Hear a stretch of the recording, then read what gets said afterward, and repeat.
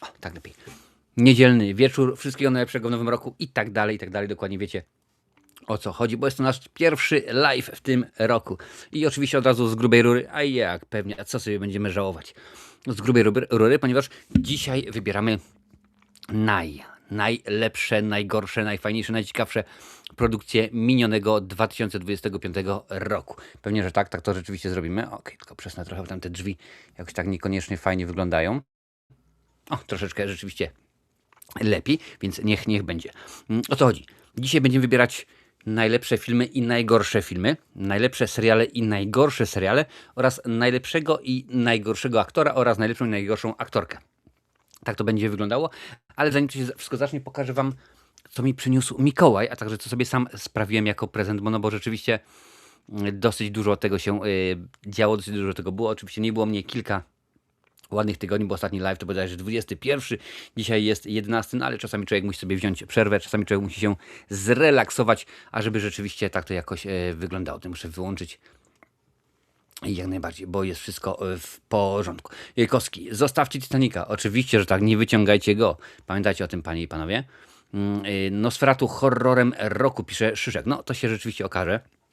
Dzisiaj w ogóle w nocy będą przyznawane globy, więc to się okaże również, co się dzieje z tymi globami, bo to jest rzeczywiście fajna sprawa. Ale słuchajcie, zanim oczywiście zaczniemy od mówić o filmach, to pokażę wam, co mi przyniósł Mikołaj oraz co sobie sam sprawiłem. Więc zaczniemy od komiksów, zaczniemy od powieści graficznych, to już w zależności od tego, jak sobie chcecie to nazywać. To są rzeczy, które sobie sam kupiłem. Byliśmy jakiś czas temu z moimi miśkami w Dublinie.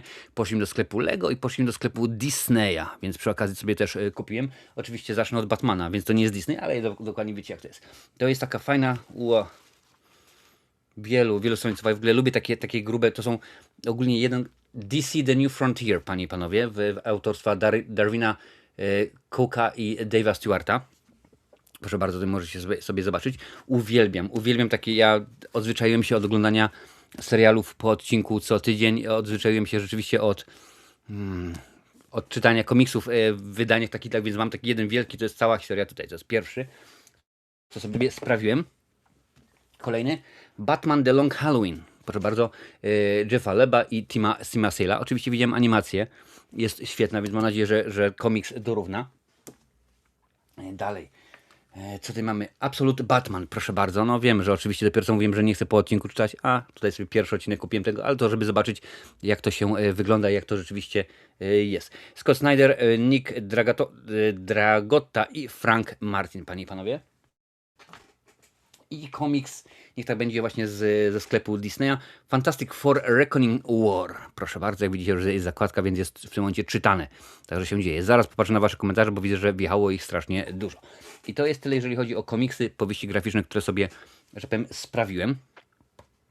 Teraz zaczniemy od tego,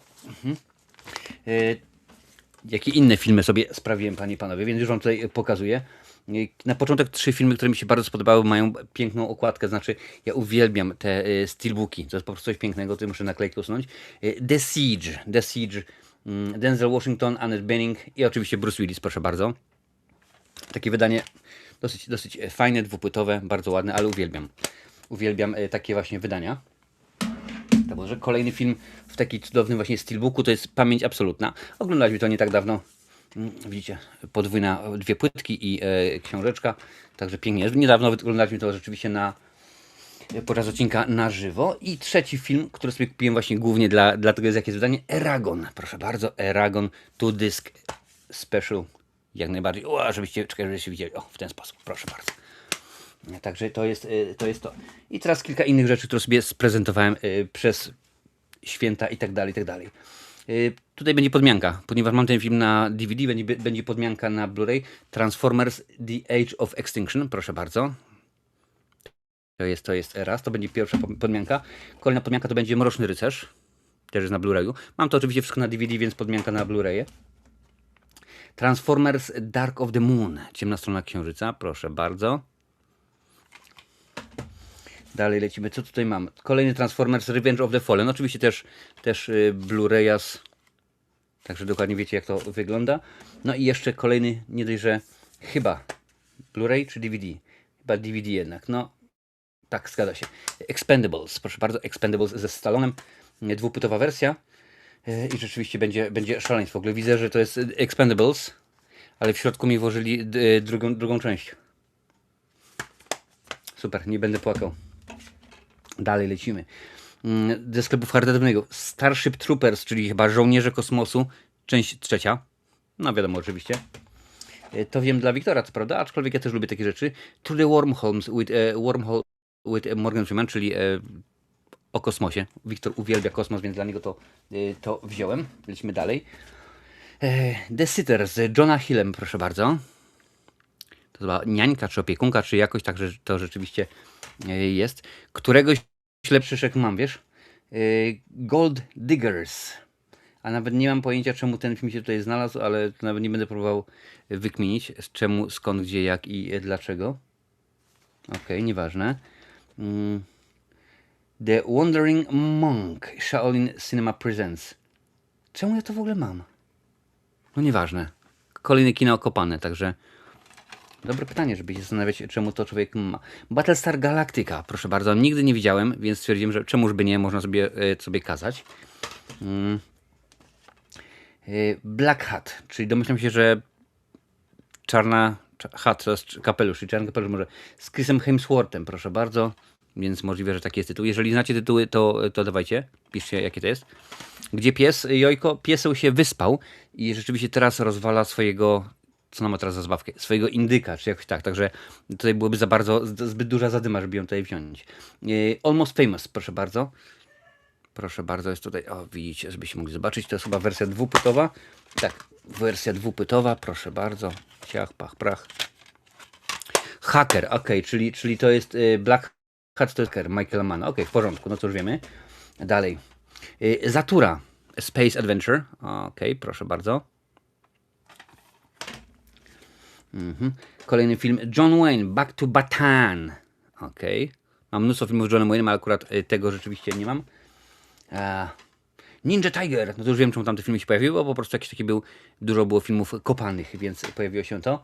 I jeszcze The Fight of Shaolin Monk, zapewne tak samo jest cudowny, ale ostatnio pooglądałem wiele takich filmów, między innymi z Garym Danielsem i ci, którzy oczywiście śledzą mojego Facebooka czy mojego Instagrama, dokładnie o tym wiedzą.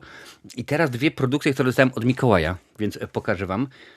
Pierwsza to jest wydanie specjalne, kolekcjonerskie, Hollywood Dreams Nightmares, The Robert Englund Story, panie i panowie. Oczywiście to jest biografia, można by powiedzieć, Roberta Englunda, najbardziej znany oczywiście z roli Freddy'ego Krugera. Ale to jest nie tylko o Freddym Krugerze, to jest rzeczywiście dużo fajnych rzeczy. To nie będę... Są takie bardzo fajne, włożone pocztówki oraz tutaj jeszcze mi Mikołaj chyba wiedział, że lubię Predatora, więc dostałem Prey na 4K Ultra HD. No, oczywiście jeszcze nie rozpakowane, bo rzeczywiście nie ma póki co potrzeby. To mi przyniósł Mikołaj. I jeszcze, ponieważ wiecie, że ja lubię sobie kabarety, także tutaj jest taki komik, nazywa się Bill Bailey i będzie w grudniu tego roku już będzie w Dublinie, więc dostałem bilety na występ Billa Baileya, panie i panowie, to jest właśnie on, uwielbiam go, od kiedy zobaczyłem go w takim serialu, chyba polski tytuł to jest Księgarnia Black Books, tak mi się wydaje. I rzeczywiście od tej pory go uwielbiam po prostu i jak tylko coś jest z nim, jego to jak najbardziej oglądam. Więc to są wszystkie moje rzeczy, które dostałem od Mikołaja, albo sobie sam sprezentowałem. Już tutaj patrzę, co piszecie. Marcinie, z każdym live coraz bardziej rozkwitasz i stajesz się bardziej atrakcyjny i ponętny. Zniczu. Może takie się mówimy, ale chyba nie dzisiaj. Witam, cześć, jak najbardziej, witam cię bardzo serdecznie. Kolejny Marcin, pewnie, że tak, bo wszystkie Marciny to fajne chłopaki. Jest i Adalet, witam cię bardzo serdecznie. Jaś Fasola się za mną czai. Tak, tutaj widzisz, że jak Jaś Fasola, to jest Jaś Fasola na DVD, a wygląda jak na VHS. Są wszystkie, tam jest chyba 6 odcinków tego oryginału, plus Jaś Fasola pierwszy oraz Jaś Fasola drugi. Miłośnik DVD również się pojawił. Gdzie pieseł, to już mówiłem. Jaką dałeś najniższą ocenę Leprekonowi? Nie mam pojęcia. Możliwe, że za chwilę sprawdzimy, bo będziemy wybierać filmy, więc będę miał włączony film, więc można będzie sprawdzić, ale chyba rzeczywiście bardzo, bardzo źle. Jest i Polonista, dobry wieczór, fajnie, że jesteś jak najbardziej. Także bardzo mnie to cieszy. Więc słuchajcie, to było wszystko, co dostałem, ale zaczniemy sobie wybierać najlepsze i najgorsze. Słuchajcie, co do produkcji jest tylko i wyłącznie jeden warunek. Nieważne, czy mówimy o filmie, czy mówimy o serialu. Jeżeli o serialu, to opowiedzmy o konkretnym sezonie. Premiera tego filmu, o którym będziemy mówić, musiała przypaść pomiędzy 1 stycznia 2025 a 31 grudnia 2025. Nie ma znaczenia, czy było to kino, czy było to DVD, czy jakaś inna platforma VOD. Pewnie, że tak w tym momencie śmigamy. Ja to będę wszystko sprawdzał, będę weryfikował, więc zaczniemy. Zaczniemy sobie, bo zawsze jest tak, że jeżeli chodzi o filmy, to robiliśmy top 10, jeżeli chodzi o seriale i tak dalej, ale potem się okazało, że jest wielki problem, więc filmy najlepsze i najgorsze zrobimy top 10, czyli tutaj można spokojnie być, może być dużo propozycji, ale jeżeli chodzi już o najlepszego, najgorszego aktora, aktorkę, to wybierzemy tylko top 5 i z serialami będzie podobnie. Więc nie będziemy tutaj za bardzo kombinować. Więc zaczniemy może, zaczniemy od najlepszych. Najlepszy film damy 2025, panie i panowie. Zaczniemy od filmu. I słuchajcie, zasada jest taka. Podajecie mi propozycję. Podajecie mi propozycję filmu. Mówię, premiera pomiędzy 1 a 31, 1 stycznia, 31 grudnia i jeżeli dwie kolejne osoby na czacie potwierdzą, to będzie w porządku. Dlaczego nazywam niektóre filmy pułkownikami? Nie pułkowniki przez U, tylko przez U z kreską, ponieważ one są odłożone, jak na przykład, załóżmy na przykład ten film. O, proszę bardzo. On jest odłożony na półkę, ponieważ jest to produkcja, której albo nie widziałem w ogóle, albo widziałem ją tak dawno, że nie pamiętam, więc odkładam go na półkę. Jest to tak zwany mój pułkownik. Kiedy sobie rzeczywiście go obejrzę, więc w ten sposób. Więc słuchajcie, zaczniemy od najlepszych filmów. Ja sobie tutaj zapiszę listę, mam oczywiście najlepsze filmy. Wybieramy top 10, ale jeżeli pojawi się więcej propozycji niż tylko 10, to nie ma z tym najmniejszego problemu. Nie ma z tym najbardziej najmniejszego problemu. Możemy wtedy na listę podrzucić kilka. Po dzisiejszym odcinku ja zrobię listę i będziecie sobie głosowali, będziecie sobie wybierali i będziemy tutaj patrzyli. Ja sobie włączę filtr, sortuj po oceny od najwyższych, skoro na razie. Dajecie film, tutaj Jason wrzuca zniknięcia, proszę bardzo. Oczywiście wiadomo, że jeżeli chodzi o filmy, to będzie najwięcej tytułów, będzie najwięcej filmów, które tam można gdzieś wrzucać. Daj mi rok produkcji, sobie jeszcze tutaj oznaczę. Proszę bardzo. Więc mamy zniknięcia, panie i panowie. Zniknięcia. Czy ktoś chciałby potwierdzić, że film Zniknięcia to jest produkcja, którą warto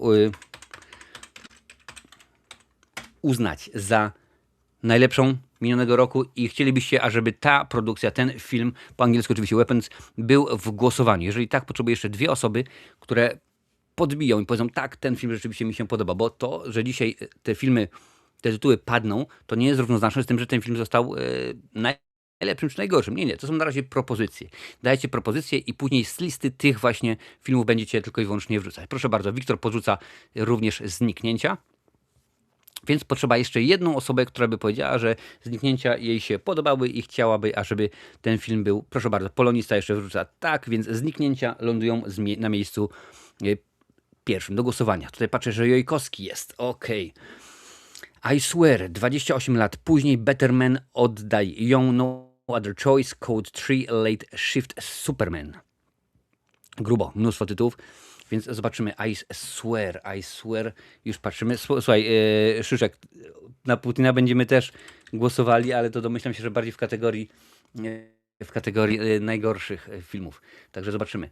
I Swear, okej, dobra, mam ten film, ale czy była polska premiera? Trzeba będzie rzeczywiście sprawdzić.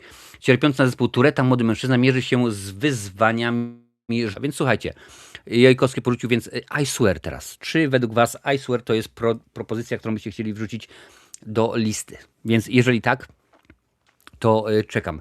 Niech jeszcze dwie osoby wpiszą, powiedzmy, będziemy odliczać, żeby nie było, chociaż czekajcie, gdzieś tam, nie było polskiej premiery. No jak nie było polskiej premiery, nawet nie ma co gadać, dodamy do kolejny film.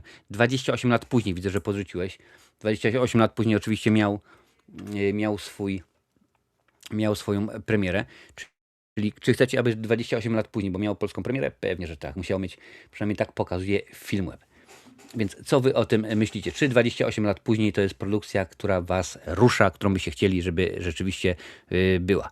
Dobra, Wiktor, widzę, że wrzucasz Grzeszników, zaraz popatrzymy. Tutaj widzę, że Grzesznicy się pojawiają. Na razie 28 lat później. Czy tak, powiedzmy, poczekamy do... Czekajcie, gdzieś tu powinien mieć zegar przecież. Mi się wydaje. Jest zegar, proszę bardzo. Więc jak przejdzie do 10 sekund, to macie czas, a jak będzie 10 sekund, to będzie koniec. O, tutaj się zegar pyka. Czy ktoś jeszcze chce 28 lat później? Nie, nie ma nikogo.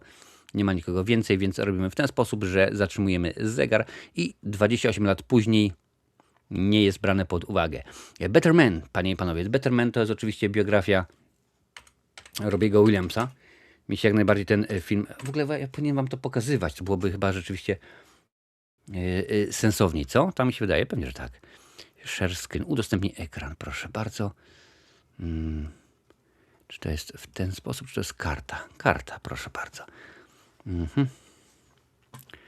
Dodaj, nie w ten sposób. Ja muszę być na małym, a to musi być na dużym. Proszę bardzo.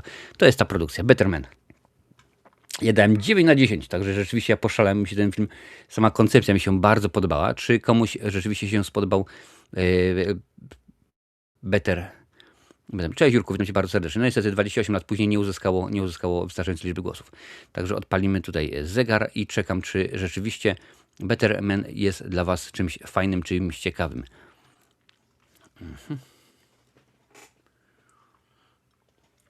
Porywający portret zwykłego brytyjskiego chłopaka, który podbił świat rozrywki najpierw w zespole Take That, a potem w karierze solowej. Dobra. Widzę, że wam się jak najbardziej Better Man nie podoba. Aż tak bardzo, żeby go rzeczywiście wrzucić. Kolejnym filmem, który tutaj podrzuciłeś, a ja w ogóle sprawdzę, żeby to rzeczywiście było troszeczkę... Oddaj ją, proszę bardzo. Też chyba takich jeden z tych mało znanych, co? Horrorów czy produkcji. Umówmy się w ten sposób, że tutaj popatrzę, co tutaj wy piszecie.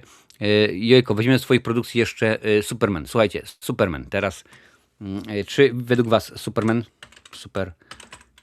proszę bardzo, to jest film, który byście chcieli, ażeby był podany pod głosowanie. Dałem 8 na 10. Widzę, że ocena wśród widzów 6,5, wśród krytyków 6,7.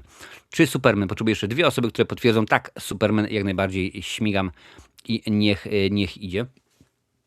Bo to byłoby rzeczywiście w miarę ciekawe, w miarę interesujące, bo akurat Superman próbuje pogodzić swoje dziedzictwo z ludzkim wychowaniem. Jest ucieleśnieniem prawdy, sprawiedliwości i ludzkiej drogi w świecie, który uważa tę wartość za przestarzałe. Tutaj widzę, że Sasik wrzuca, że 3 razy tak na supermężczyznę, więc jeszcze jedna osoba, która musi tak, chce, ażeby Superman zaszalał, a żeby Superman był. Mówię, jest oprócz tego, że muszą 3 osoby powiedzieć, jest jeden wymóg. Premiera musi być pomiędzy 1 stycznia a 31 grudnia. Oczywiście widzę, że Filmweb pozmieniał, bo kiedyś było tutaj na stronie głównej pokazana data premiery, a tak to będzie wchodzić. Więc słuchajcie, odliczanie jest, Wiktor wrzucił, więc jak najbardziej. Superman zaraz po zniknięciu wjeżdża na listę. Tutaj widzę, że było jakieś inne. Proszę bardzo, tak. Tutaj Wiktor też podrzucił Grzeszników, panie i panowie. Grzesznicy. Pokaż mi. Grzesznicy. Sinners. Jak najbardziej. Jest to 6,9 od widzów, 7,3 od krytyków. Ja dałem również 7, więc mi się bardzo podobał. Chcąc zostawić ze sobą burzliwą przeszłość, bracia bliźniacy wracają do rodzinnego miasta, żeby zacząć życie od nowa. To jest taki bardzo nieoczywisty horror. Tutaj widzę, że Jason Kruger również podbija Grzeszników, więc jeszcze jedna osoba i Grzesznicy również będą brani pod uwagę. Proszę bardzo, Szyszek wrzucił, pewnie, że tak, i Adalet również, więc już mamy 3 filmy. Grzesznicy. Słuchajcie, czekam na wasze propozycje, także możecie spokojnie podbijać. Ja tutaj zobaczę w międzyczasie, co ja tutaj bym wam mógł podbić. O, proszę bardzo, u mnie Superman też się pojawił, także zobaczymy. O, może ta produkcja, słuchajcie. Czemuż by nie? Pewnie, że tak. Moja propozycja jest taka dla was, panie i panowie. Predator, ale pogromca zabójców, czyli ta animacja Disneyowa. 6,7 od was, 6,6 ocena krytyków, moja 8 na 10, no ale wiadomo, jako fan Predator pewnie zawyżyłem. Przygodowa animacja, która rozgrywa się w uniwersum Predatora i jak najbardziej jest to film, który dzieje się w uniwersum i jest w kanonie powinienem rzec. Widzę, Adalet, twoją propozycję zaraz będzie wrzucona jako kolejną, już nawet widzę, że podbita jest przez 3 osoby, więc zaraz tutaj wrócimy, ale na razie Predator. Predator, pogromca zabójców. Dajcie mi znać, czy rzeczywiście wam to się podobało. Możemy też Badlands podrzucić pod głosowanie jak najbardziej. Nie ma najmniejszego problemu. Tak, jedna bitwa po drugiej od razu w ogóle zaraz wskoczy, bo tutaj widzę już chyba 4 czy 5 osób zarzuciło ten film, więc nie ma problemu. Teraz, czy Predatora chcecie? Czy chcecie Predatora, pogromcę zabójców? Ja zapiszę jedna bitwa po drugiej od razu. Bitwa po drugiej. Dobra, panie i panowie, czekam jeszcze sekundkę i będziemy zmieniać na kolejnego potworasa, mi się wydaje, rzeczywiście. Dobra, Predator odpada, nie wzbudził was takiego szaleństwa jak u mnie, ale widzę, że Frankenstein, bo tutaj już się pojawia, tutaj popatrzę, Adalet, Frankenstein, proszę bardzo, ja dałem 7 na 10, Adalet daje Frankensteina, Jurek Piechota podbił Frankensteina i jeszcze Jason Kruger również podbił Frankensteina, więc Frankenstein również na tej liście ląduje. Ja tylko przypomnę, że wybieramy, tak, nominujemy, właściwie wy nominujecie filmy do listy najlepszych filmów 2025 roku. Każdy tytuł, który podacie, potrzeba, żeby jeszcze 2 osoby go podbiły i wtedy trafia na listę i będziecie później głosowali. Ale to jeszcze Predator ok, tylko bez tej części z samolotami. No rzeczywiście, może tak to niekoniecznie wyglądało, no ale wiesz, akurat nie można mieć wszystkiego. Także tak to jakoś jest. Teraz wybieramy najlepsze. Oczywiście wasz pomysł, żeby przyznać im nagrody Złotego Marcina. Pewnie, że tak, Złotego Marcina, więc czemuż by nie. A tym najgorszym będą dostawały inne. Boom, de la boom, cześć, Berek, dobry Marcinie, właśnie dobiegłem do domu, kompa odpaliłem, co było? Właśnie, to może powiem, wybieramy w tym momencie najlepsze filmy. Czyli nominujecie filmy do tejże nagrody i jest już w tym momencie 5 propozycji. Zniknięcia, Superman, Grzesznicy, Jedna bitwa po drugiej, a także Frankenstein. Więc czekam, aż padnie film kolejny.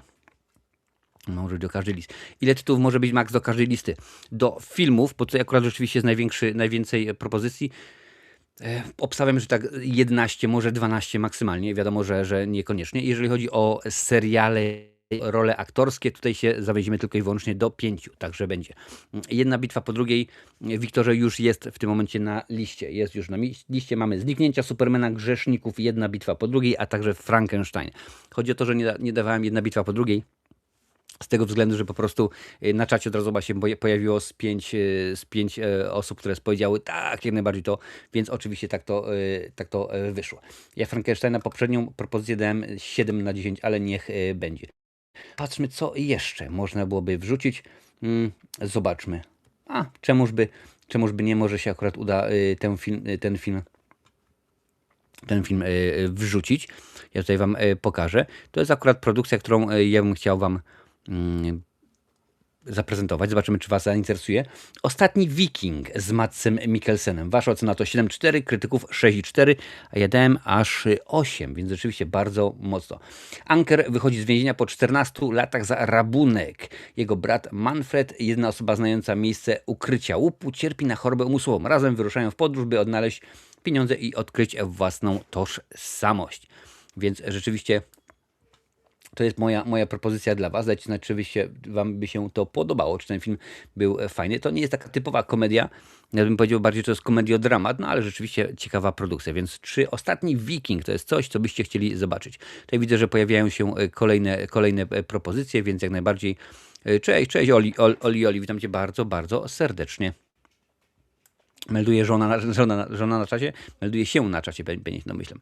I też widzę, że Jurek też podrzucił kolejną propozycję, więc dajcie znać, czy interesuje was to. Niestety nie oglądałem jeszcze Wikinga, no szkoda, bo akurat w miarę ciekawa propozycja. I to nie mówię dlatego, że miałem od dystrybutora, to chyba Best Film mi się wydaje, że miałem tak zwany screener, ale akurat po prostu mi się podobał, więc zobaczymy. Czy chcecie? Chyba rzeczywiście nie ma tutaj osób, które byłyby zainteresowane, więc lecimy dalej po kolei. Jurek Piechota wrzucił, tak, Nieubrana broń, ta najnowsza, czyli ta z Leslie Nielsenem, nie z Leslie Nielsenem, z Leonem Nielsenem mi się podało. Nieubrana broń. Broń. Proszę bardzo. Tak, tam gdzie jest tylko jeden człowiek ma szczególny zestaw umiejętności, aby dowodzić policyjną jednostką specjalną. Porucznik Frank Drebin Jr. podąża śladami ojca w komedii Nieubrana broń. Dajcie znać, czy chcecie. Potem idzie propozycja Wiktora i Jasona, widzę. Także będzie. Ale widzę, że właśnie ta kolejna propozycja ma już w tym momencie więcej rzeczy. Także dajcie znać, czy was naga... Poszło, niestety powiedziałem, co? Nieubrana broń, czy was to rzeczywiście interesuje, panie i panowie? Widzę, że jest... O, że można zobaczyć na VOD, ciekawe gdzie jest. Gdzie jest dostępna? Na Prime, proszę bardzo. Rakuten, go możesz sobie wreszcie obejrzeć, bo akurat do tej pory nie miałem jakiejś takiej możliwości. Kiedy jakiś wspólny seans? Wspólny seans jak najbardziej w najbliższy piątek. Także dajcie znać, czy was ta propozycja interesuje. Powiedzmy, odliczymy jeszcze kilka sekund i będziemy zaraz patrzeć.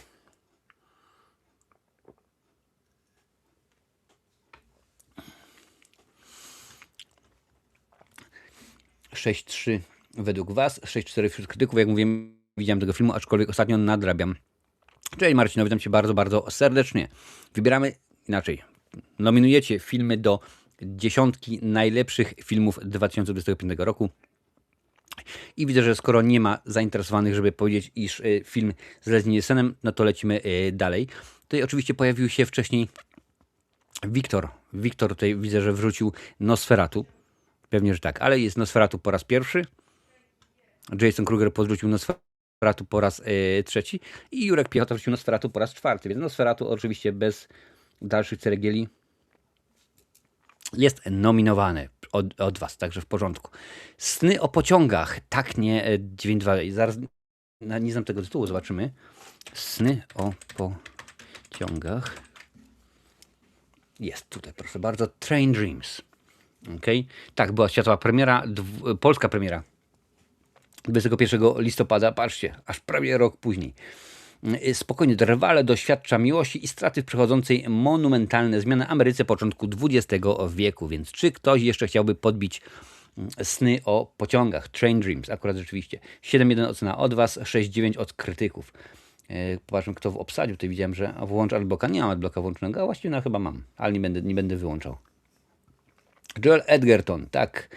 Felicity Jones, William H. Macy, Kerry Condon, także rzeczywiście całkiem ciekawa obsada. Will Barton, o kurczę, ja dawno go nie widziałem w żadnym porządnym filmie. No, troszeczkę to czasu już było. Więc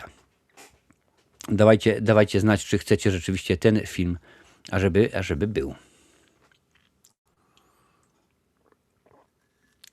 Dobra, Jurku, twoja propozycja będzie kolejna. Bo tutaj widzę, że już jest. Słuchajcie, Sny o pociągach. Polska premiera, 21 listopada, więc no relatnie nowy film. Wiktor, widzę, że twoja propozycja też wjedzie. Ktoś jeszcze? Chyba rzeczywiście nikt nie chce Sny o pociągach.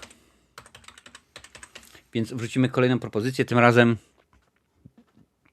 od Jurka Piechoty. Balerina z uniwersum Johna Wicka mogę zaproponować. Proszę bardzo. 6,5 ocena od was, 6,0 od krytyków, 7,0.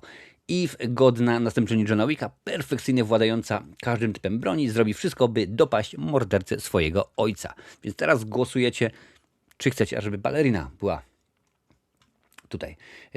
Anna de Armas, Keanu Reeves, Ian McShane, Angelina Houston, Gabriel Byrne. Także jak widzicie, świetna obsada. Norman Reedus, Lance Reddick, to chyba jego ostatnia rola, jeżeli dobrze pamiętam. Później już niestety od nas odszedł.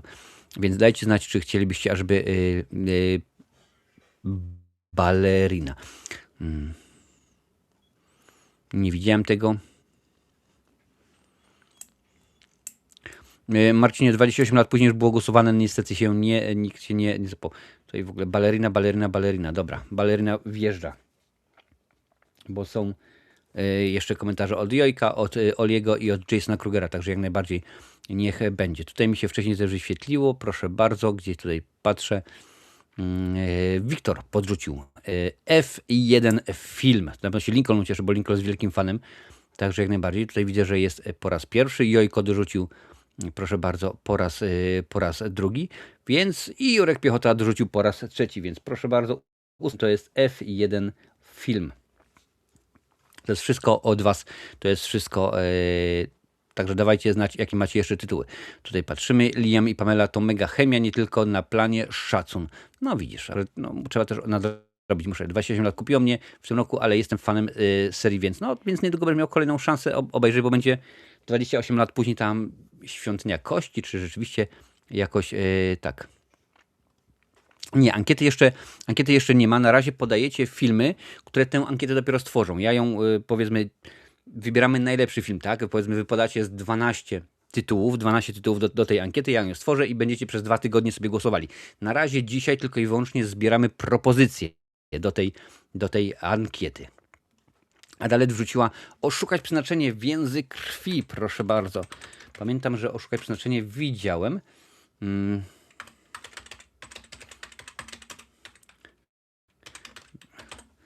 Więzy krwi. Pokaże się, proszę bardzo, ta produkcja. 6,2 od was, 6,6 od krytyków, damy 7/10. Dręczona koszmarami dziewczyna odkrywa, że jej babcia przed laty oszukała przeznaczenie. Teraz śmierć postanowiła upomnieć się o całą rodzinę. Komu się jeszcze to podoba? Bum, bum, twoja propozycja będzie kolejna. W tym momencie oszukaj przeznaczenie.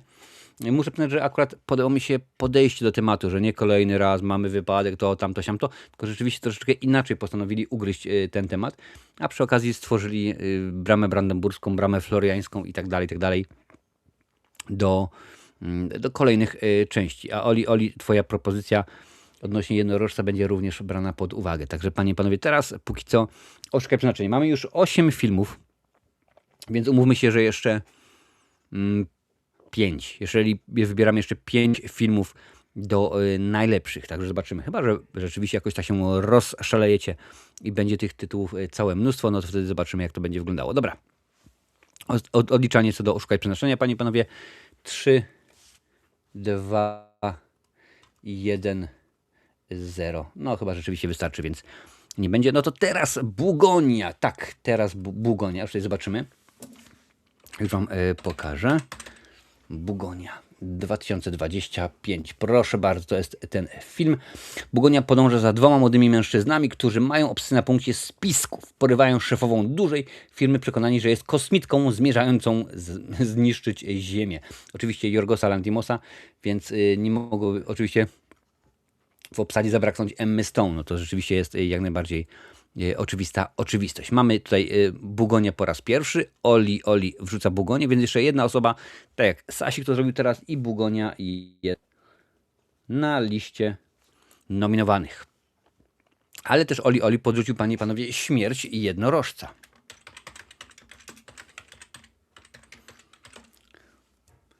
Proszę bardzo. Death of a Unicorn. 5,1 wasza ocena, 4,7 wśród krytyków, więc rzeczywiście całkiem nisko, można powiedzieć. Elliot i Ridley śmiertelnie potrącają samochodem jednorożca, po czym zawożą jego ciało na odludzie do bogatego prezesa firmy farmaceutycznej. Czy to wam by się podobało, panie i panowie? Zaraz Oli powiem jeszcze raz o wszystkim. Śmierć jednorożca. Słuchajcie, dzisiaj tworzymy listę filmów, które wy nominujecie, więc później, domyślam się, że pewnie jutro albo pojutrze, zrobię ankietę. Ona oczywiście nie będzie na YouTube, bo YouTube pozwala chyba tylko 4 albo 5. Ja ją zrobię na innym serwerze i wrzucę na wszystkie moje media społecznościowe linki do tej ankiety. Będziecie przez 2 tygodnie mogli wybierać najlepszy i najgorszy film, najlepszy i najgorszy serial, najlepszego i najgorszego aktora i najlepszą i najgorszą aktorkę. I później w odcinku na żywo, który będzie na początku lutego, czyli będzie to dokładnie 1 lutego, ogłoszę to, co wy wybraliście. Dzisiaj tylko i wyłącznie zbieramy propozycje, więc jak najbardziej. Dobra, widzę, że nie ma tutaj pomysłów. Wiktor mówi, że słaby film. No okej, no to skoro nie ma, no to lecimy dalej. Co było tutaj propozycja? Jurek wrzucił Lilo i Stitch. Lilo i Stitch. Proszę bardzo, wersja aktorska. 7,2 ocena widzów, 6,8 ocena krytyków. Ja nie widziałem tego filmu. Jak widzieliście, jest zaznaczone, że nie interesuje mnie. Nie lubię tych aktorskich wersji od czasu, kiedy poszliśmy z Mają na Dumbo. Opowieść o samotnej hawajskiej dziewczynce i zbiegłym kosmicie, który pomaga jej naprawić zepsutą, powiedzmy, rodzinę. kto rzeczywiście mówi jak najbardziej Lilo i Stitch. Jojko, twoja będzie propozycja kolejna. Gdzie tutaj jest? Proszę bardzo. Już tutaj patrzę.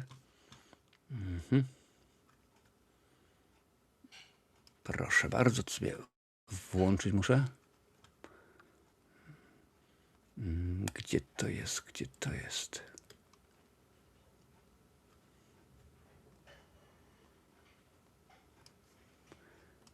Okej.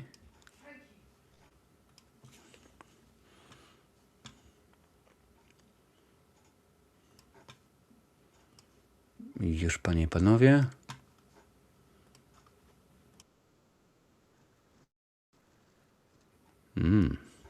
Dobra. Lilo i Stitch. Bum badabum. Było fajnie. Oli, Oli. Lilo, proszę bardzo. No to dajmy Lilo i Stitch. Lilo, Stitch. Dobra. Kolejna propozycja, w której patrzę. Jojko wrzucił Thunderbolts, panie i panowie. Nowi Avengersowie. Thunderbolts. Co myślicie o tej produkcji? Grupa złoczyńców zostaje zrekrutowana przez rząd, aby wykonać tajną misję. Proszę bardzo. Widzicie, obsada jest zadziwiająca i duża. To naprawdę z poprzedniej produkcji tylko tych dwóch gentlemanów, chociaż też Walker również był przecież wcześniej. Florence Pugh jako Jelena Belowa, Sebastian Stan jako Bucky Barnes, Julia Louis-Dreyfus jako Valentina Allegra de Fontaine, Louis Pullman Sentry, David Harbour Red Guardian, Wyatt Russell US Agent, Hannah John Kamen jako duch, Olga Kirilenko jako Taskmaster. Kurczę, szkoda, że ją tak brzydko potraktowali, więc jak najbardziej. Czy uważacie, że Thunderbolts to jest propozycja całkiem rzeczywiście dobra? Już tutaj patrzę, co piszecie. Wiktor porzuca Thunderbolts. Pewnie, że tak. Marcin, obejrzyj Lilo, nie pożałujesz, będzie fajnie. Ja ogólnie nie jestem fanem tych właśnie produkcji, bo mi się to nie podoba, co oni robią. I pamiętam, jak byliśmy właśnie z Mają na Dumbo. To było Dumbo, przypomnę, w reżyserii Tima Bartona. No to Maja mówiła, tato, ja się boję. No więc rzeczywiście nie ma co. I tutaj Bombodebum wrzuca, tak, Thunderbolts jest git i jeszcze Oli podrzuca, więc Thunderbolts dajmy jak najbardziej. Thunderbolts. Dobra.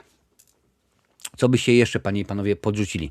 Mamy teraz Thunderbolts, tutaj widzę, że nie ma żadnych innych propozycji. Zobaczę, co ja tam również wcześniej wrzuciłem.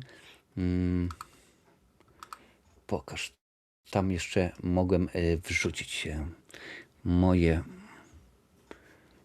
A to zrobimy w ten sposób. Zrobimy to inaczej. Zobaczę, tutaj się... Wy tutaj podrzucajcie propozycje, jeżeli macie jakieś... Tutaj widzę, że pojawiły się dwie. Zaraz je tutaj odczytam. Zaraz będziemy patrzeć. Proszę bardzo. Ciach, pach, prach. Balerina była, to już było. Dobrze, zaraz wam powiem, bo w tym momencie mamy 11 propozycji. Zaraz wam powiem dokładnie, co już było, co już jest na liście nominowanych. Co już stwierdziliście, że byłoby fajnie, ażeby o tym pomówić. Mam w tym momencie takie, wrzuciliście propozycje. Zniknięcia, Superman, Grzesznicy, Jedna bitwa po drugiej, Frankenstein, Nosferatu, Balerina, F1 film, Bugonia, Lilo i Stitch, Thunderbolts. Tutaj widzę, że wrzucacie kolejny. Proszę bardzo, bo ja to biorę w kolejności pojawiania się. Tak nie wrzuca Żywy czy Martwy, film z serii Na noże. Jest tutaj taka propozycja. Tutaj widzę, że Jojko podrzucił Żywy lub Martwy. Baba Domu Zniknięcia już jest na liście. Już w tym momencie jest na liście, to jak najbardziej się powiem. Może ja w ogóle powinienem tę listę zapisywać gdzieś tutaj, co? To byście dokładnie widzieli, co jest na liście. Nie byłoby rzeczywiście żadnych problemów. No zobaczymy, może tak akurat zrobimy.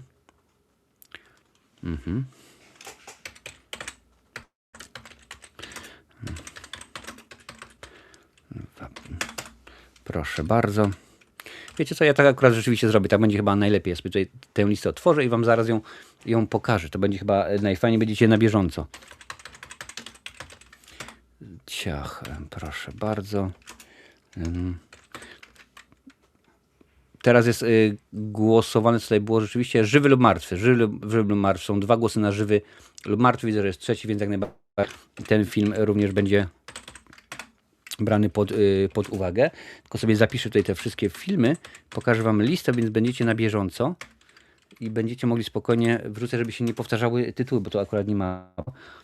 Jedna. No widzicie, że akurat ja najszybszy nie jestem, no to troszeczkę czasu zajmie.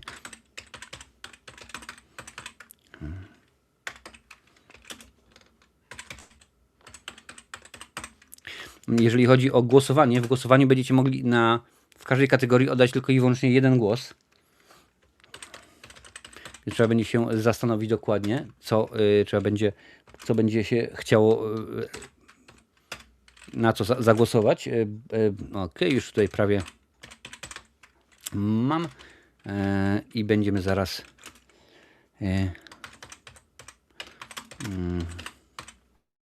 i zaraz wam dokładnie pokażę, jakie to są filmy i będziemy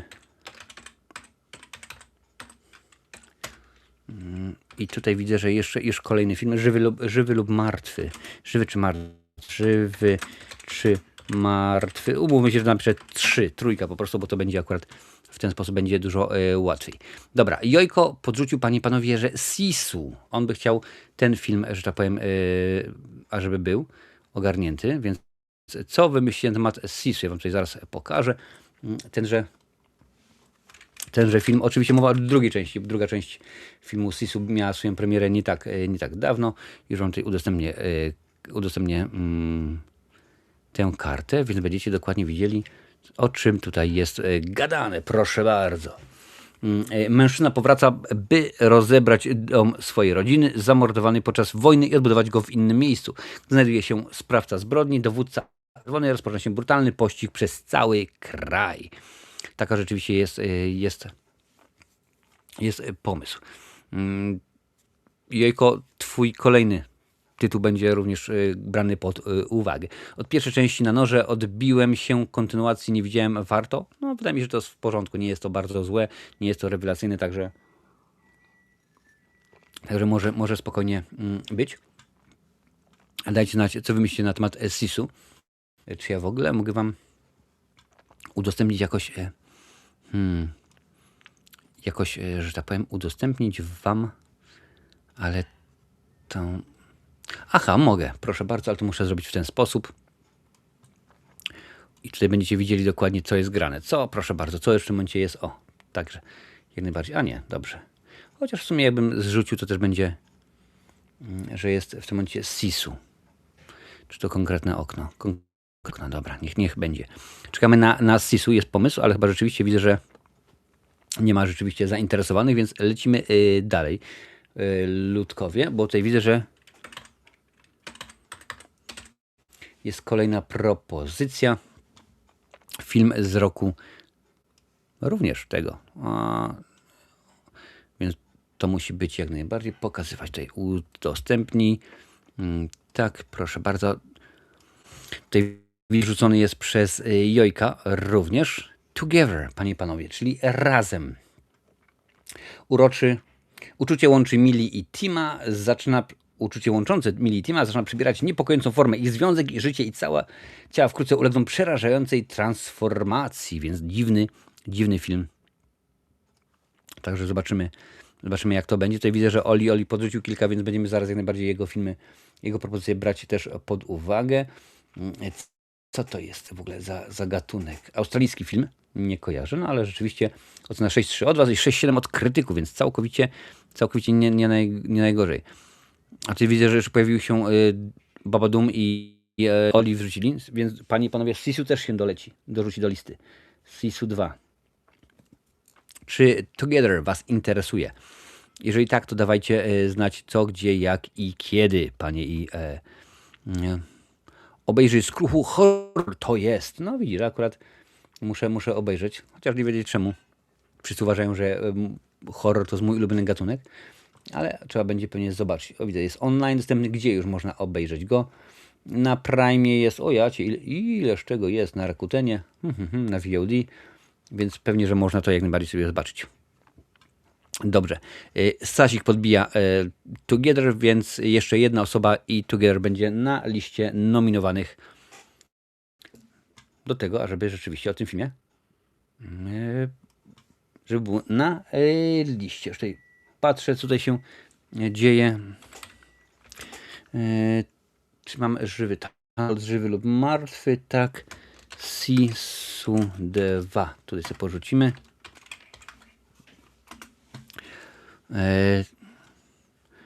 Bumba mówi, że taki na raz do obejrzenia, więc niekoniecznie, ale Wiktor podrzuca Together, więc Together, czyli razem wrzucimy również na listę. Przypomniałem, to są tylko i wyłącznie filmy, nominacje. To nie jest tak, że ten film już dostaje jakby to powiedzieć, nagrodę. Na razie jeszcze rzeczywiście jeszcze nie. Dobra, ale tutaj widziałem, że pojechało kilka rzeczy.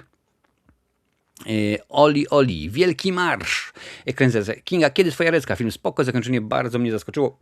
Inne niż w książce. No bardzo dobrze, że inne, bo akurat King ma bardzo duży problem z zakończeniami filmów. Przepraszam bardzo.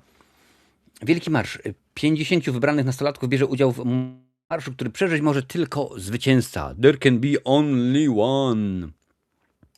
Więc teraz ten film bierzemy pod uwagę. To będzie propozycja numer 13 teraz, czy 14, czy więcej. Together, Sisu 2. Tak, będzie propozycja numer 15. Więc dajcie znać, czy ta propozycja, ta produkcja Was interesuje jak najbardziej. Tylko najlepsze filmy w tym momencie, póki co. Wielki Marsz, tak, wrzucił Jason i Wielki Marsz, tak, wrzuciła Adalet. Dobra, więc słuchajcie, póki co ja Wam pokażę, zanim tutaj wybierzecie jeszcze jakąś inną produkcję, którą byście chcieli podrzucić, ja Wam pokażę, jakie w tym momencie filmy wrzuciliście, nominowaliście do najlepszych produkcji minionego 2025 roku. Już Wam tutaj pokazuję, proszę bardzo. Więc mamy tak, Zniknięcia, Superman, Grzesznicy, Jedna bitwa po drugiej, Frankenstein, Nosferatu, Balerina ze świata Johna Wicka, F1 film, Bugonia, Lilo i Stitch, Thunderbolts, Żywy czy Martwy, część trzecia, Sisu 2, Together, a także Wielki Marsz. Czy macie jeszcze coś, co byście chcieli dorzucić do tej pięknie, rewelacyjnie jojkowskiej, naprawdę bardzo dobry pomysł, rzeczywiście świetny film, ja go akurat również obejrzałem, nie wiem, czy już nawet robiłem recenzję, czy nie, ale to naprawdę jest rzeczywiście bardzo fajny film. Już Wam tutaj udostępniam tę stronę tego na Filmwebie, żebyście dokładnie wiedzieli, o jakiej produkcji jest mowa. John Candy, lubię siebie. Proszę bardzo, I like me. Dokumenty dzięki archiwaliom i wspomnieniom ukazuje życie i karierę i przedwczesną stratę jednego z najbardziej uwielbianych aktorów Johna Candy'ego. Więc rzeczywiście dajcie znać, czy Was to interesuje, czy John Candy to jest coś super świetnego. Czy jest to rzeczywiście rzecz, która Was jak najbardziej intryguje, interesuje. Czy Wam się, krótko mówiąc, podoba. Ja sobie łyknę herbatkę za ten czas.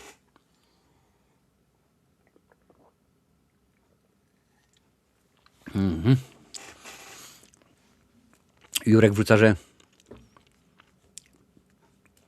John Candy najbardziej. O, widzę, że masz tam moją ocenę wśród znajomych.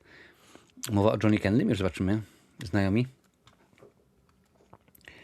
Mariusz i Tomasz Jabłoński. No nie, jeżeli jesteś którymś z tych, to jak najbardziej.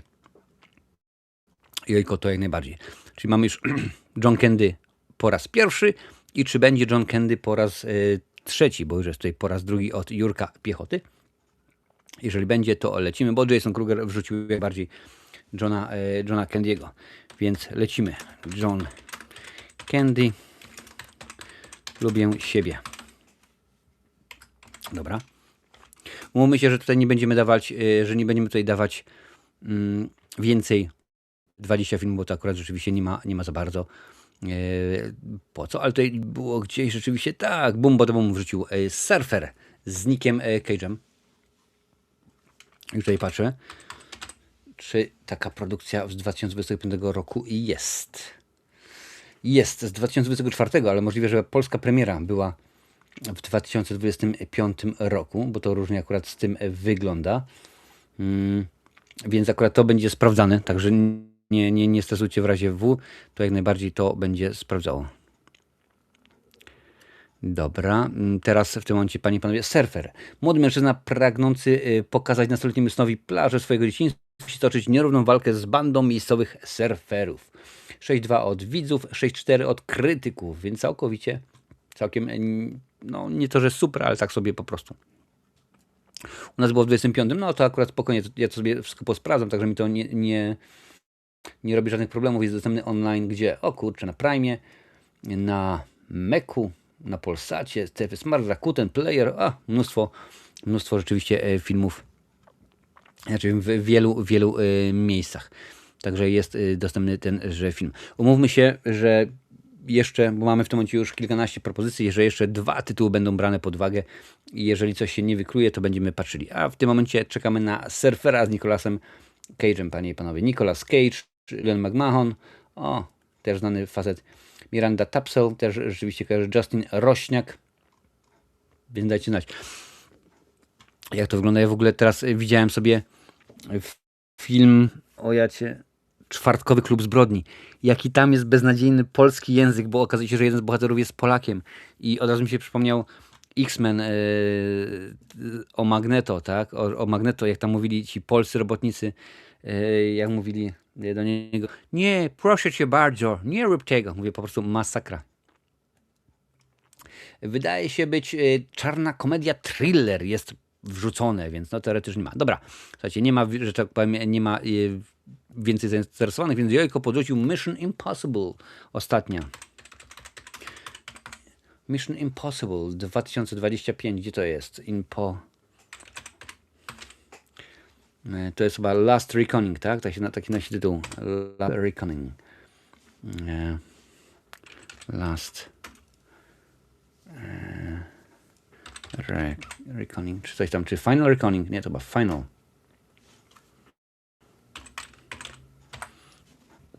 Tak.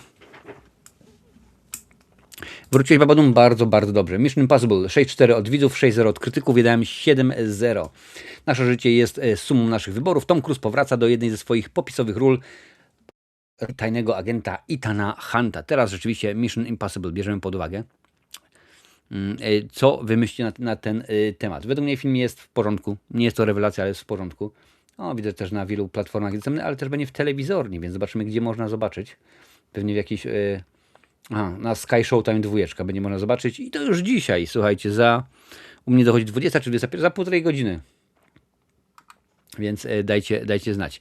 Mission Impossible. Co wy na to? Coś, co wam się podoba, czy niekoniecznie? Potem jeszcze wybierzemy jeden film i pokażę wam, przeczytam wszystkie propozycje, które wybraliście, a żeby kandydowały do miana najlepszego filmu w dziejach 2025 roku. Dobra, widziałem parodii dla dorosłych. Dobra, nie będziemy mówić. No widzę, że chyba rzeczywiście nie ma zainteresowanych, więc jest tak sobie. Tutaj widzę, że Jojko wrzucił Warfare. Sprawdzimy.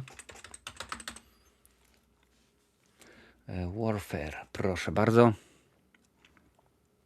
I jeszcze weźmiemy pod uwagę jeden film.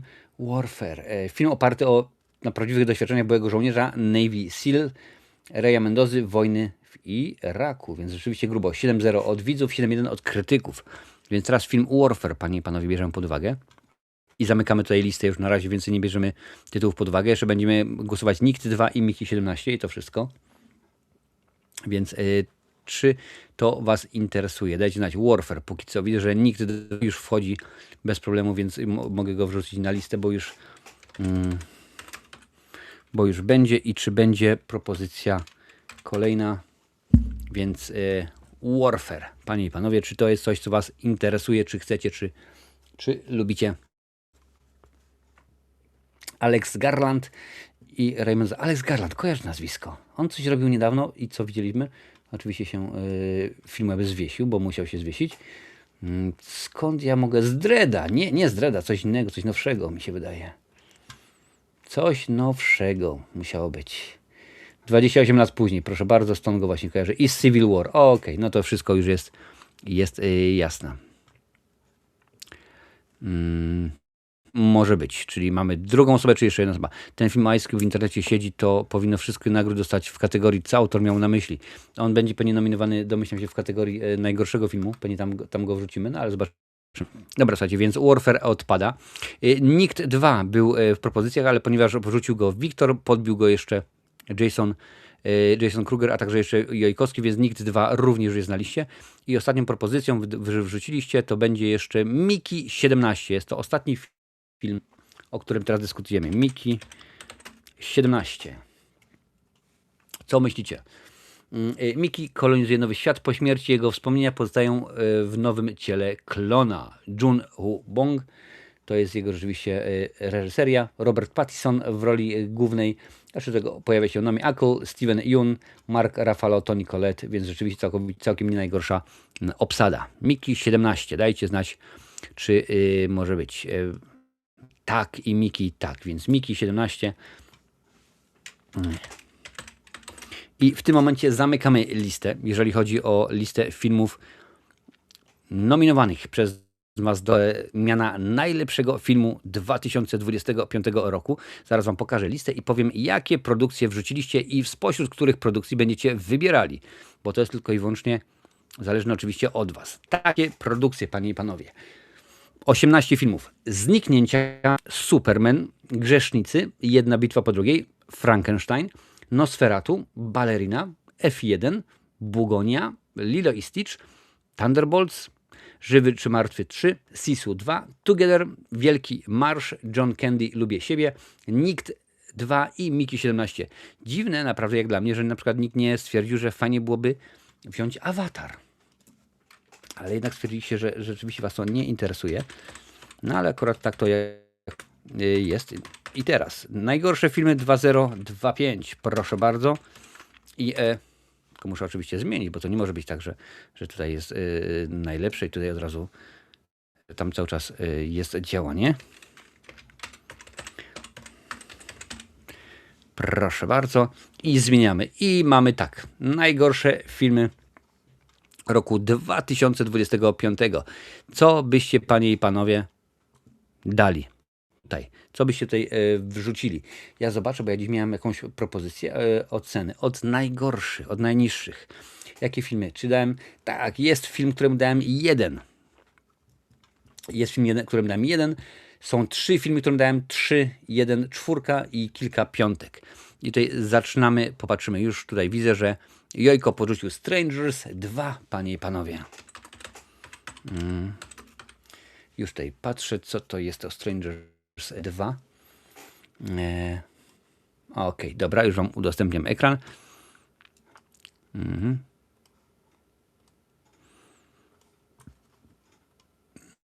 Nie no, dodaj do sceny, proszę bardzo. Strangers Chapter 2. 4.1 od widzów, 3.2 od krytyków. Gdy napastnicy dowiadują się, że Maja przeżyła, powracają tym razem z większą brutalnością, determinacją, by dokończyć to, co zaczęli. Więc Jojko podrzucił. Ja, Jason Kruger podbija Strangers 2 i jak najbardziej. Tutaj patrzę, ale żeście się rozpisali teraz, co?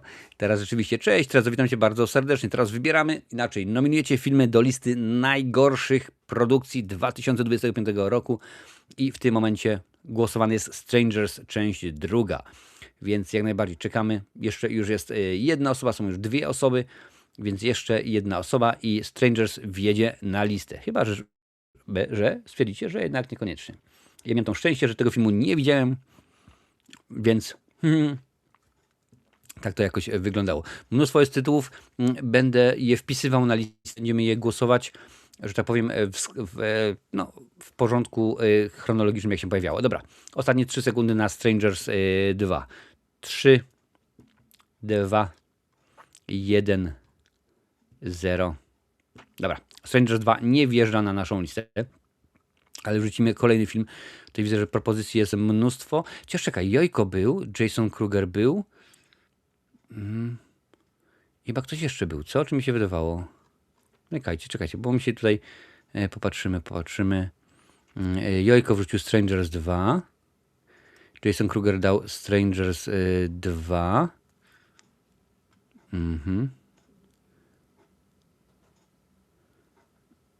Dobra, nie ma.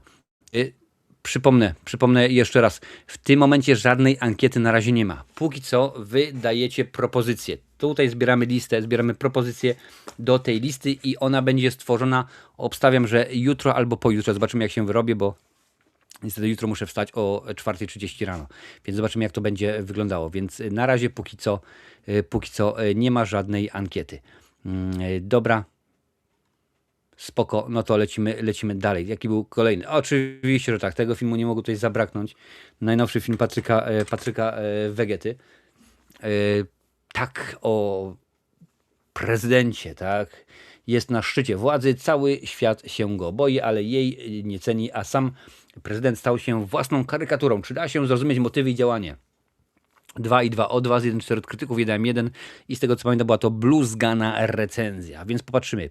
Ten film po raz pierwszy, tutaj widzę, że Jurek podrzucił po raz drugi, no i czy jest tutaj jeszcze gdzieś wjechał po raz trzeci? Na razie rzeczywiście nie ma. Więc dawajcie znać, czy chcecie ten film Paputka Wegety, ażeby wjechał na listę najgorszych filmów. Bo to rzeczywiście jest bardzo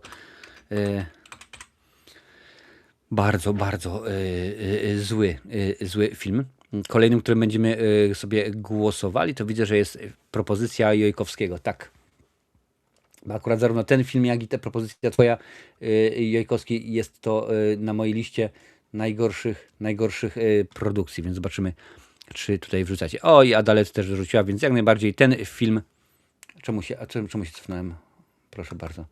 Ten film, o którym mowa, jest w tym momencie na liście nominowanych. Patrzymy dalej, tutaj wpisaliście. Electric State, panie i panowie. Electric State to jest film braci Russo, jeżeli pamięć mnie nie myli. Tak, braci Russo. Ocena widzów 5,5, krytyków 4,3, ja dałem 3 tylko i wyłącznie. Osierdzona nastolatka wyrusza na poszukiwanie zaginionego brata z tajemniczym robotem u boku oraz napotkanym po drodze przemytnikiem i jego dowcipnym pomagierem. Film był beznadziejny, nudny, po prostu wtórna kopia czegokolwiek, więc rzeczywiście jak najbardziej szkoda gadać. Więc teraz o Electric State, panie i panowie, zobaczcie co piszecie. Czy Electric State wjechało po raz drugi gdzieś tutaj po drodze? Nie lubię postawiać się nad fikokami, po prostu nie znam się na tym, jestem rolnikiem, jak coś się podoba, to tego nie wracam. To i bardzo dobrze, bo rzeczywiście nie ma nad filmami. Ok, jest Electric State od Wiktora po raz drugi, więc czy będzie Electric State, panie i panowie, po raz trzeci? Jeżeli tak, to trafi on na listę. Szkoda talentu Millie Bobby Brown, tak? Ona się pojawia, Chris Pratt, Ki Hui Kwan, Stanley Tucci, więc obsada całkowicie, patrz, Giancarlo Esposito, obsada całkowicie była nie najgorsza. Woody Harrelson, Anthony Mackie, Brian Cox, Colman Domingo, no więc rzeczywiście było naprawdę, potencjał był, no ale jakoś to rzeczywiście nie wyszło. Także, a jeszcze wracając do ankiety, ja będę pisał pewnie na Facebooku, i na Instagramie, na Twitterze, na YouTubie, wszędzie będzie informacja o tym, że ankieta jest, także żebyście głosowali, także nie ma problemu. Więc słuchajcie, czy ktoś jeszcze podbija Electric State? Tutaj też pewnie wybierzemy z 12, może 13 propozycji, w zależności od tego, jak będziecie wrzucali. Tutaj widzę, że trochę tego jest, więc powiedzmy, że czekamy ostatnie kilka sekund i jeżeli tak, to lecimy z tym filmem i lecimy rzeczywiście dalej z kolejnymi propozycjami, bo tego jest bardzo dużo. A jeszcze jest kategorii kilka. 3, 2 i 1, 0. No niestety Electric State nie znalazło waszego uznania. Takie złe, że nawet nie chcecie, ażeby ten film był nominowany. Dobra, Jurek, Czerwona Sonia. Ja ten film widziałem.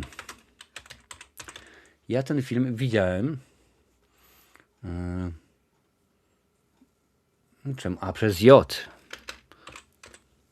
Sonia. Tak, ja ten film widziałem. Czy ja go oceniłem w ogóle jakoś? Nie oceniłem. Mam powniku. 3,9 od widzów, 1,8 od krytyków. Zniewolona, upokorzona, ale gotowa do zemsty. Czerwona Sonia zostaje wrzucona w krwawą arenę, gdzie walka na śmierć i życie to codzienność. Nie, ten film jest delikatnie mówiąc słaby, nudny i tak dalej, i tak dalej. Sasik, będziemy za chwilę w Wojnie Światów, że tak powiem, omawiali. Więc zobaczymy. Tutaj patrzę, czy Czerwona Sonia wam się również nie spodobała.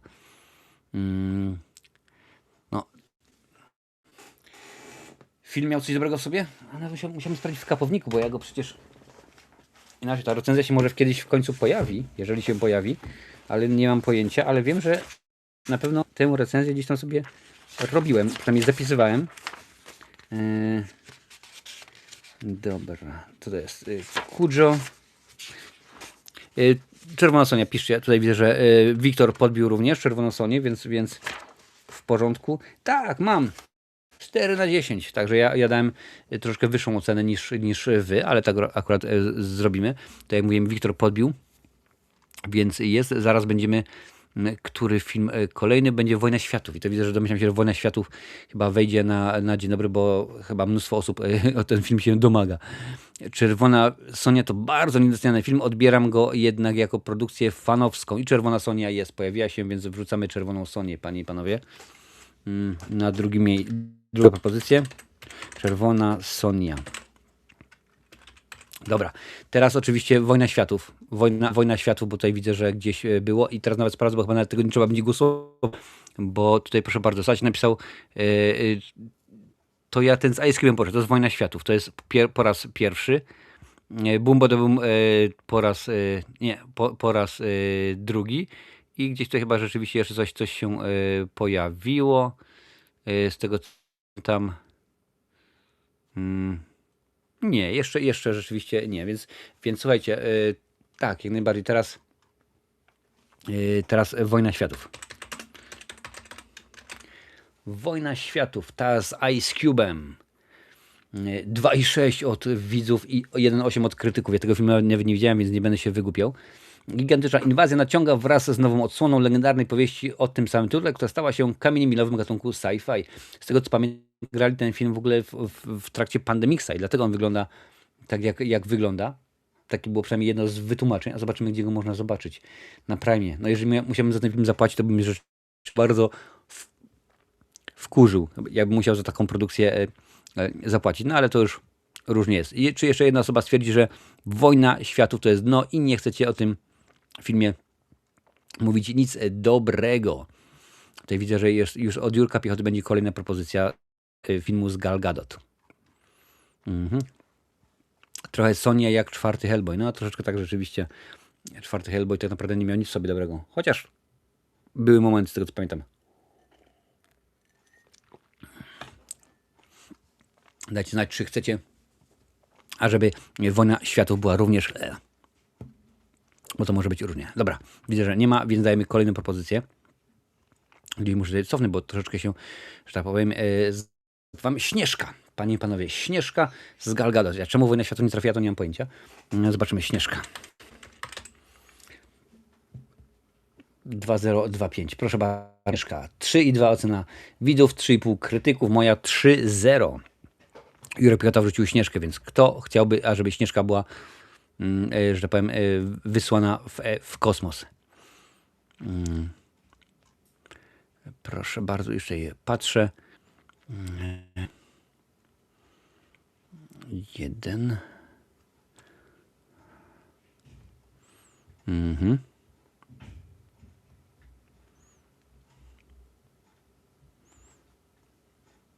Śnieżka jest. Aha, i jeszcze Wiktor wyrzucił również wcześniej Wojnę Światów, więc również Wojna Światów będzie brana pod uwagę. Dobra, Wojna Światów.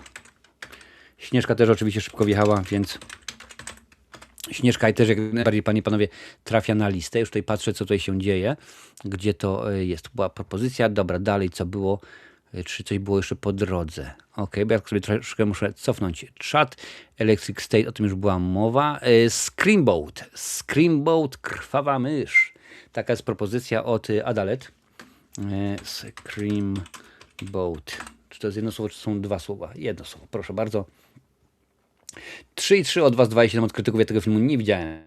Pasażerowie nocnego promu walczą o życie z krwiożerczą bestią, która do złudzenia przypomina ich ukochaną aniołaną myszkę z dzieciństwa. No oczywiście to jest to uniwersum całe, Puchatka i tak dalej, więc teraz Screamboat.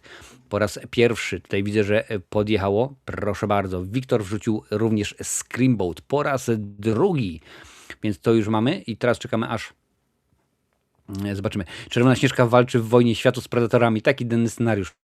bum, bum, uważaj, bo czasami to się może spełnić i może się okazać, że taka produkcja może powstać, bo to jest różnie. I ten film można zobaczyć na VOD, gdzie? Na Amazonie pewnie, no na Prime, ale też na Kanal Plus, na Rakuten, rzeczywiście tego całkiem jest sporo.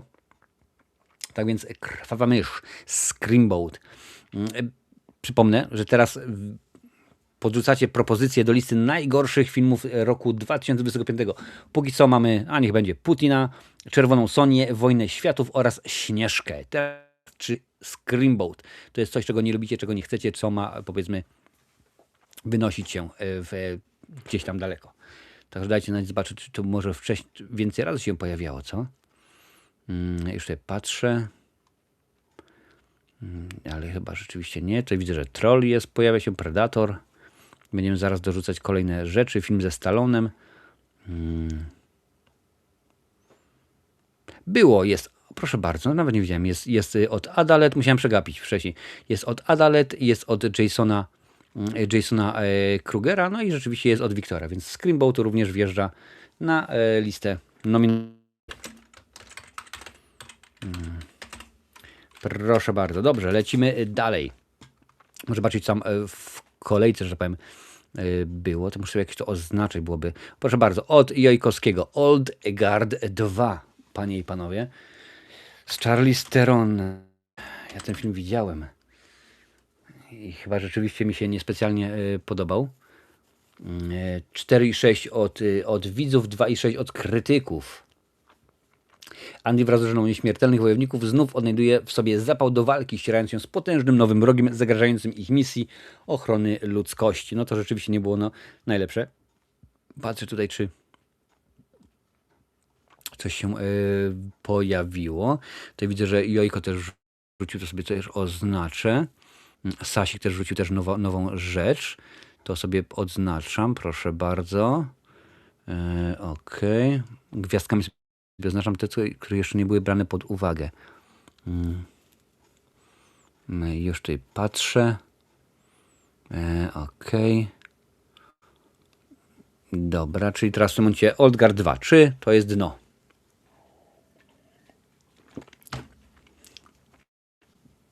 A jak w ogóle lubi takie live'y, dajcie łapkę i suba, bo to wiadomo, że rzeczywiście zawsze pomaga. Bo jesteśmy dzisiaj na wielu platformach. Jesteśmy na Kiku, Facebooku, LinkedInie, na YouTubie 2 razy, na Twitchu oraz na Twitterze zwanym również Xem. Dobra. Old Guard 2 nie podjechało, więc lecimy z kolejną propozycją, którą wrzuciliście wcześniej. Gdzie ją tutaj mam? To wszystko elegancko oznaczone. No widzisz, oznaczone i tak się człowiek pogubił. No, zdarza się. Dobra. Proszę bardzo. Kolejnym filmem, który wrzucacie wy, Koszmar minionego lata. Ja to będę musiał obejrzeć jeszcze. Koszmar minionego jest tutaj. To jest propozycja od Jojkowskiego. Czemu tam się otwiera? Tutaj się otwiera, nie? Co to jest w ogóle? Jaki resetuj? Co to?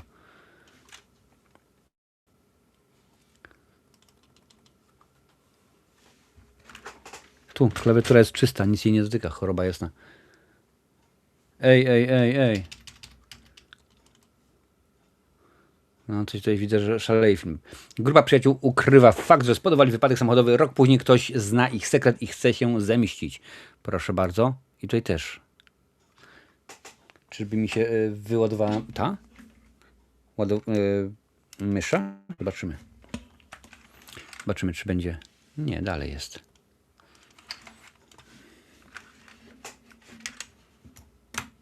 Proszę bardzo. Tutaj. Tu wszystko jest ok.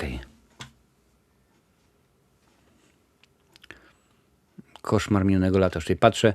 Koszmar wjechał od Jasona i Koszmar wjechał od Wiktora, więc Koszmar również wjeżdża na naszą listę. Aha, klawiatura mi się, że tak powiem, nie mówi, że baterie się jeszcze teraz wyczerpały. Ein moment, muszę sobie skoczyć po baterię. Jakie tutaj mam? Potrzebne mi są... okej. A że akurat mam wszystko przygotowane, na szczęście. Ponieważ dopiero co ładowałem, także ja zaraz będę. Wyłączę sobie mikrofon na sekundkę i zaraz.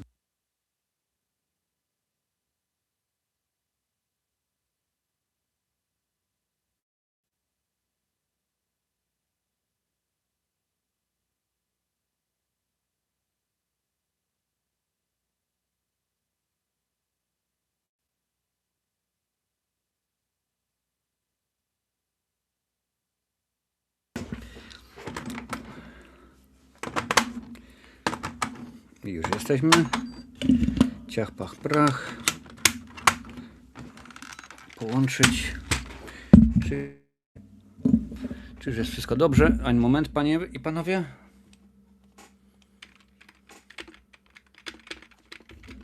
No i się okazuje, że to nie to.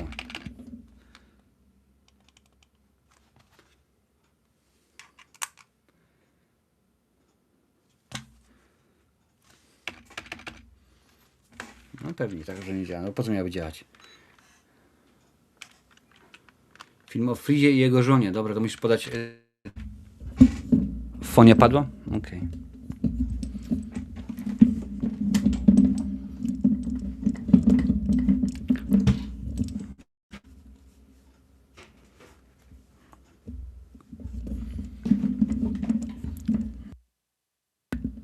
Dajcie znać, kiedy będzie, bo teoretycznie wszystko działa, ale zaraz zobaczymy. Może coś tam się podziało w OBS-ie. Aha, tak, już pokazuje OBS, że dźwięk jest, więc dajcie znać, czy mnie już ładnie słychać. Nie.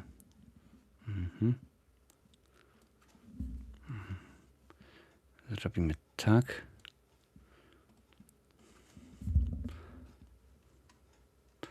Ja cię kręcę.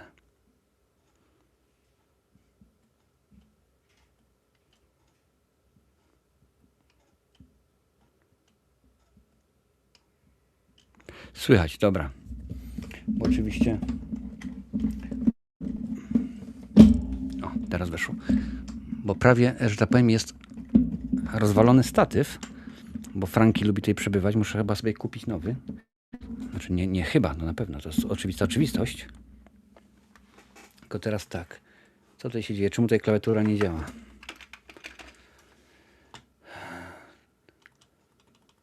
Co tutaj się... Okej. Co tutaj się porobiło? Czemu to większe?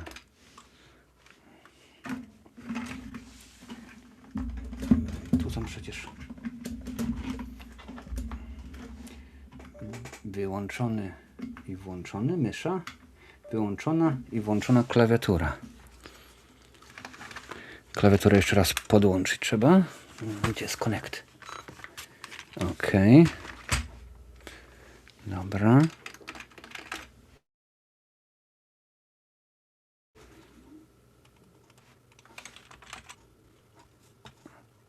Dalej mi powiększę.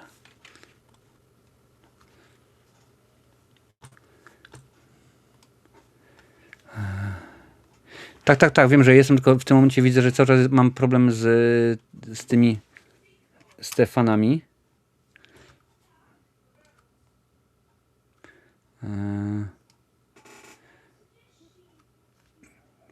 To jest grane, co to jest? A nie, to tak nie chcę.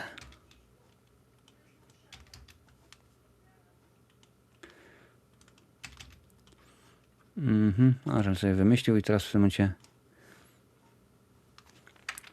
Słuchajcie, klawiatura padła, nie działa, nie wiadomo co jest grane. Będę jak jaskiniowiec zapisywał wszystko w kajecie. Więc zobaczymy. Najgorsze. Ok. Pokaż mi się mysza. Dobra.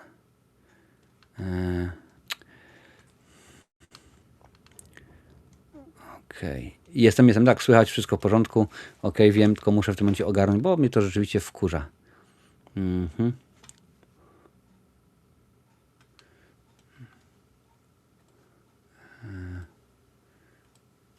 Dobra.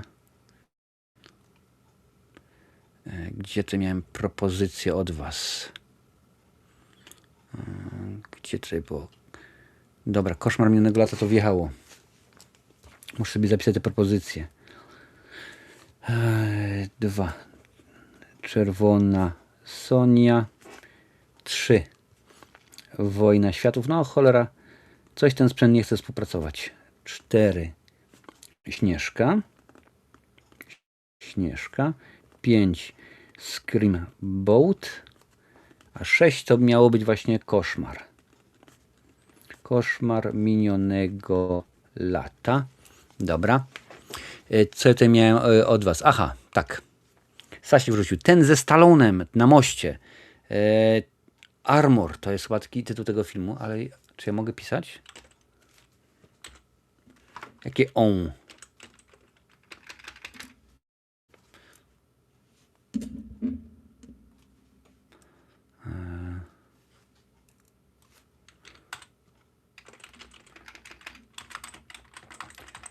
Ty, pokaż.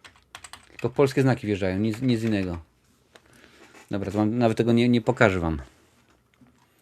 Bo się tutaj popsiło. Resetuj. Dalej.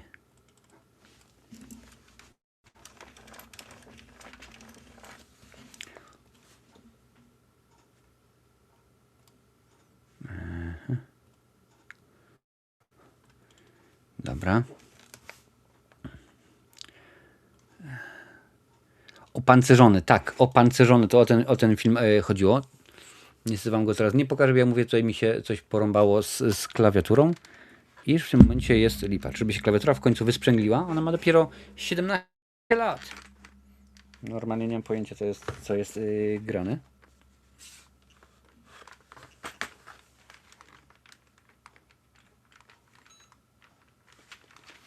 No zobaczymy. Zobaczymy. Czy ktoś jeszcze daje opancerzonego? No niestety. To wywalimy. Trzeba powywalać te wszystkie rzeczy po drodze. Będziemy patrzeć. Dobra, opancerzony. Pierwszy jest po raz drugi, bo nie ekranową klawiaturę włącz, będziesz pisał myszką, ale zawsze. Nie chcę po prostu. Nie ma rzeczywiście za bardzo po co w ten sposób. Dobra, nikt nie chce opancerzonego. Więcej, więc lecimy dalej. Czerwona Sonia było. Tutaj dobra, to już było. Gdzie to mam? Ten salon ma się odhaczyć. Dobra. I lecimy dalej. Co tutaj mieliście? Co tutaj wrzuciliście? Proszę bardzo. Predator Badlands. Taka jest wasza propozycja. Taka jest wasza propozycja. Czy ktoś reflektuje na Predator Badlands? Komu się również nie podobał? Dajcie znać. Klawiatury.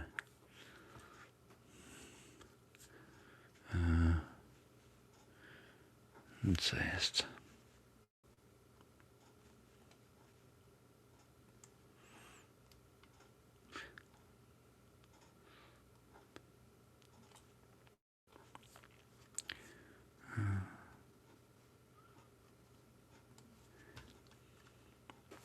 No, Predator Badlands. Teraz jest propozycją numer 7.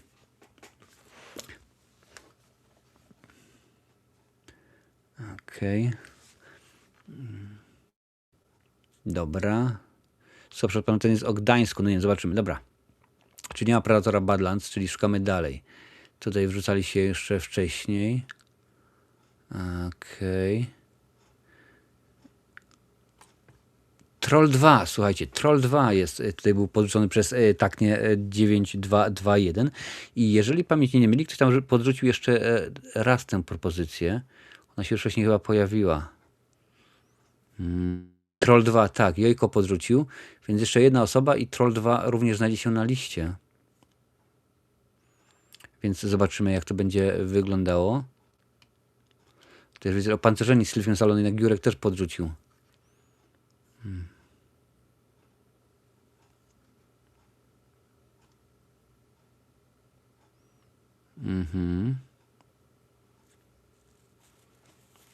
No bo to mnie też Predator jest dosyć dobry. W tym momencie Troll 2. O Troll 2.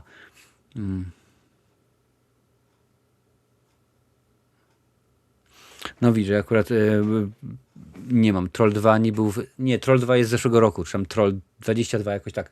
Niestety w tym momencie nie mogę oczywiście sprawdzić. Bo jak tak to jest, ale wiem, że widziałem. To jest Netflixowy film, to jest Netflixowa produkcja, Wiktor, także musi być. Dobra. Czy ktoś jeszcze chce podrzucić? Potrzebujemy jedną osobę, która powie, że Troll 2, tak i jak najbardziej lecimy z koksem. Jeżeli nie, to śmigamy. Jest nowy, tak, to jest nowa produkcja Netflixa. Tam nie wyglądało to za dobrze z tego, co widziałem w recenzjach. Witam, cześć, witam Cię bardzo serdecznie, Jaskinograsza. Właśnie omawiamy, zbieram właśnie Wasze propozycje do najgorszych filmów 2025, w tym momencie Troll 2, ale widzę, że nie uznalazł on uznania wśród Was, taki średniak. Dobra, czyli nie ma uznania wśród Was, więc lecimy dalej. Co my tutaj mamy teraz? Madame Web od Trezo, proszę bardzo. Trezo wrzucił Madame Web. I ja nie wiem, czy to jest propozycja z zeszłego roku, czy z 2024, ale to było czym wcześniej, mi się wydaje, że to było dużo wcześniej. Więc chyba nie będziemy brać pod uwagę Madame Web. Jeżeli coś możecie sprawdzać, bo ja w tym momencie nie mam dostępu, że tak powiem, do klawiatury, więc jest różnie. Teen Soldier, słuchajcie, Teen Soldier. Nie no, Madame Web było dawno temu, to raczej nie. Teen Soldier od Jojkowskiego. Czy komuś ten film się nie podoba, samo jak Jojkowskiemu? Dajcie znać i będziemy wiedzieli, co jest grane. Jeszcze tutaj patrzę. Patrzę, no operator jest ok. Troll 2 jakaś wysokobudżetowa parodia, no tak jak to rzeczywiście jest. Cześć, Horror Show.pl, witam Cię bardzo serdecznie, fajnie, że jesteś Łukasz. Tak, no Madame była z 2024 roku, także teraz Teen Soldier, słuchajcie. Teen Soldier, wybieramy w tym momencie najgorsze filmy za 2025 rok. Na razie nominowaliście takie produkcje: Putin, Czerwona Sonia, Wojna Światów, Śnieżka, Screamboat, Koszmar minionego lata oraz Opancerzony, bo powiedziałem, że się pojawiło teraz Teen Soldier. Także damy znać. To jest. Natrafiło na Ciebie przez przypadek i widzę, że zasne grono. Tak, jak najbardziej nasi widzowie dają radę. Więc jeżeli nie ma nikogo na Teen Soldier, to jest Jason, widzę, podbił Teen Soldier. Czy jeszcze ktoś chciałby powiedzieć, że Teen Soldier to jest dno i chciałby, żeby był na liście nominowanych? Bo przypominam, że dopiero ankieta wjedzie za jakieś 2 dni. I będziecie mieli 2 tygodnie, ażeby te wszystkie filmy wybierać. Mamy ile? 8 kategorii. Najlepszy i najgorszy film, najlepszy i najgorszy serial, najlepszy i najgorszy aktor i najlepsza i najgorsza aktorka. A co to ten Teen Soldier? No właśnie niestety nie mogę wrzucić, nie mogę pokazać, ponieważ mi padła klawiatura, więc jest trochę dziwnie, a też oczywiście nie mogę, wiadomo, nie mogę zrestartować. To filmy w ogóle widzę, że szaleje. Może to Filmweb. Ty pokaż, a czy ja bym coś innego wrzucił? Nie. Się wyloguję z Filmwebu, zobaczę, może to coś pomoże. To czasami pomaga.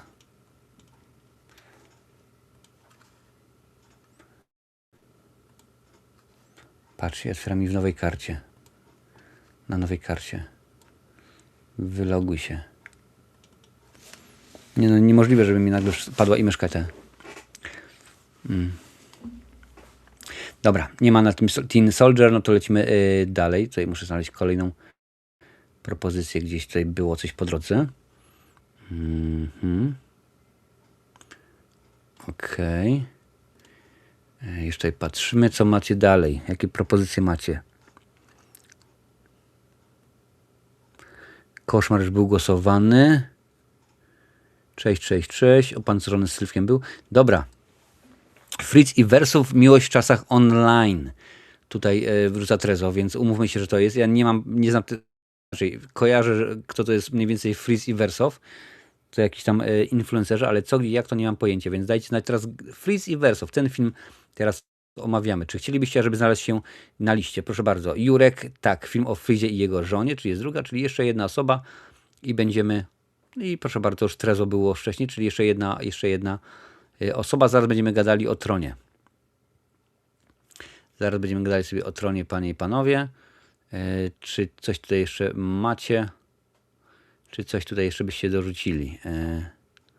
Freeze i Wersow jeszcze wyjechało od Adalet i od Wiktora, więc damy ten film jak najbardziej.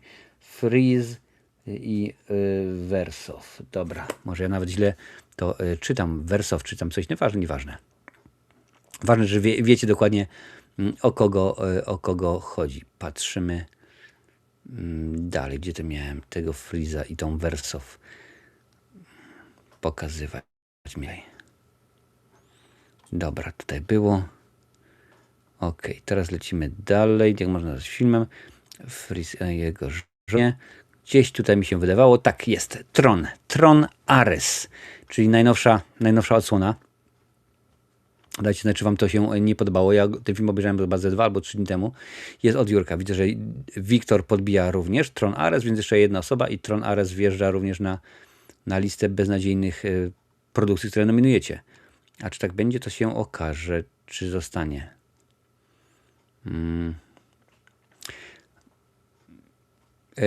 Wiesz co, Łukasz, akurat Sisu 2 jest nominowany do najlepszej. Ja wam za chwilę przeczytam dokładnie, co tam było. Tron Ares wjechał Jason. Dobra. Tron Ares. To teraz tylko powiem, jakie filmy mamy póki co nominowaliście. Panie i panowie, jakie filmy póki co nominowaliście do najgorszych. Do najgorszych póki co nominowaliście filmy Putin, Czerwona Sonia, Wojna Światów, Śnieżka, Screamboat, Koszmar minionego lata, Opancerzony, Freeze Verso, a także Tron Ares, a wcześniej do miana najlepszego filmu nominowaliście Zniknięcia, Supermana, Grzesznicy, Jedna bitwa po drugiej, Frankenstein, Nosferatu, Ballerina, F1 film, Bugonia, Lilo i Stitch, Thunderbolt 2, Thunderbolt, Sisu 2. Jeszcze dodatkowo tam były produkcje takie jak Żywy lub Martwy 3, Together, Wielki Marsz, John Candy, Lubię siebie, Mickey 2, Nikt 2 i Mickey 17. Takie akurat to były propozycje. Już patrzę, co dalej wrzucacie. Beznadziejnie, coś tak się z niedziałającą klawiaturą, myszką taką są, tak troszeczkę niekoniecznie. Tron Ares, dobra, to już było. Co tutaj dalej? Propozycje. Mamy w tym momencie 9 propozycji do tego, co może zostać największym badziewiakiem minionego roku. Już tutaj patrzę, czy macie jakieś jeszcze propozycje. Fritz i Verso, Tron Ares. Proszę bardzo, Jurek wrzuca Avatar, Ogień i popiół od Camerona. Czy według was Avatar to jest i najlepsza produkcja? Dajcie znać. Tron Ares to nie byłby tak zły film, gdyby nie Jared Leto, narcystyczny, zadufany w sobie koleś o pogrzebie każdą franczyzę. No ja się tak zastanawiałem w ogóle, facet położył przecież Morbiusa i dali mu taki film. No nie wiem za bardzo w ogóle co chodzi, a tak naprawdę sama fabuła filmu Tron Ares jest głupia, krótko mówiąc. No ale dobra, mamy w tym momencie Awatara, o Awatarze, więc tutaj Awatar wjechał po raz pierwszy od Jurka Piechoty. Z tego co widziałem, tutaj Awatar wjechał po raz drugi od Wiktora, więc jeszcze jedna osoba i mamy Awatar, więc będzie można śmignąć dalej, a jeżeli nie, to zobaczymy. Ale jeszcze z drugiej strony, dobra, damy Awatara, co będziemy sobie Awatar 3. Dobra, co macie coś dalej? 3000 metrów nad ziemią. To zobaczymy. Potem są 2 propozycje od Jojkowskiego. G20 też oglądałem, to na Amazonie jest. Słuchajcie, 3000 metrów nad ziemią, panie i panowie. Jak dajcie, czy widzisz Jasia Fasolę w tle? Tego tutaj, tak, jak najbardziej. Teraz w tym momencie 3000 metrów nad ziemią. Wkurza mnie to naprawdę.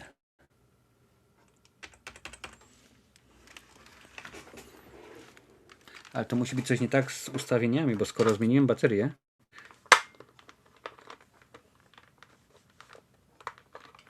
nie będę przecież tutaj nic restartował, bo mi się live wywali, znając moje życie, moje szczęście.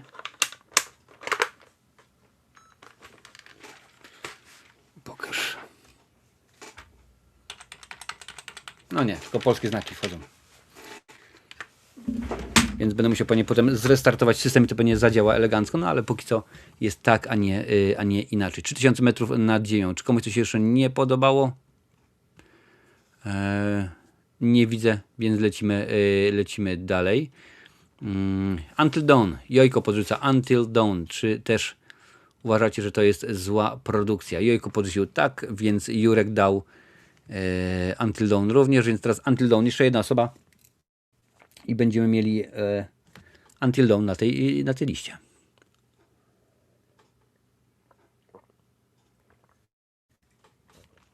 Okej.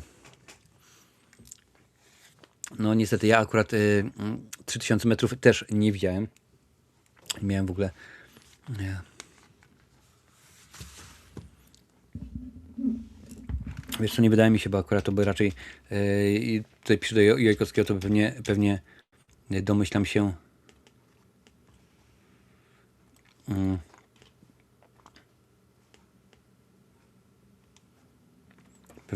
pewnie byłoby inaczej zrobione. Ale tutaj widzę, że podjechał jeszcze Until Dawn, więc jak najbardziej Until Dawn wjeżdża na naszą listę. I oczywiście te wszystkie filmy sprawdzę, czy one miały premierę wtedy, kiedy miały mieć, więc zobaczymy. Popatrzymy, Until Dawn było i tutaj jeszcze Jojko wrzucił G20. To jest dopiero rzeczywiście produkcja beznadziejna, gdzie pani prezydent jest niesamowitą, jest super świetną osobą. Zobaczymy, czy w ogóle no, nawet Control Alt Delete nie w tym momencie taka ładna kombinacja, więc coś musiało się rzeczywiście tutaj pokombinować.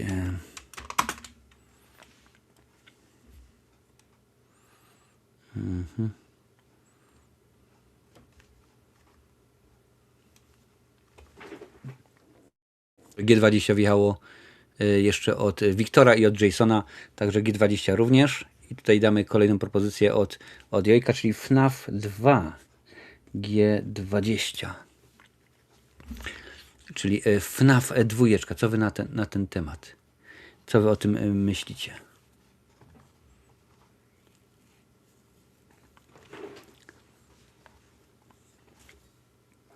I to już jest 12 propozycji, więc wydaje mi się, że po FNAF-ie zrobimy jeszcze jedną propozycję i będzie wystarczająco dużo.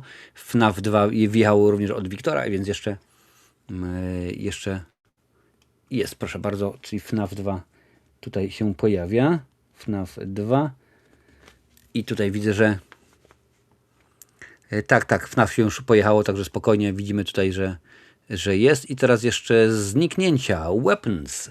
Jaskinia Gracza. Z tego co kojarzę, Zniknięcia są nominowane w kategorii najlepszy film, ale zobaczymy, może ktoś się skusi i powie, że to jest również produkcja, która się mu nie podobała. Dajcie znać, czy Weapons, czyli FNAF 2 to jest coś, co rzeczywiście wam się bardzo, bardzo nie podobało.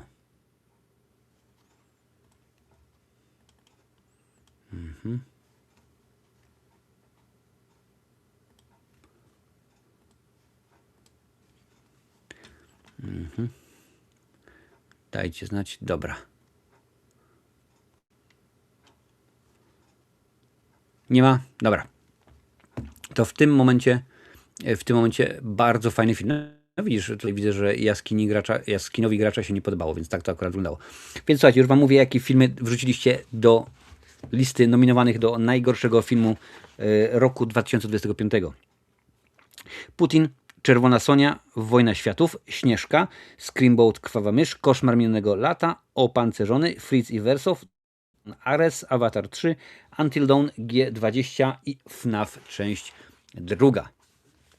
Więc takie mamy filmy, więc tutaj akurat zamykamy. I teraz, panie i panowie, zrobimy seriale. Serial. Tylko zrobimy w ten sposób, że odnosi się to do konkretnego sezonu, więc wybierzemy powiedzmy po trzy seriale.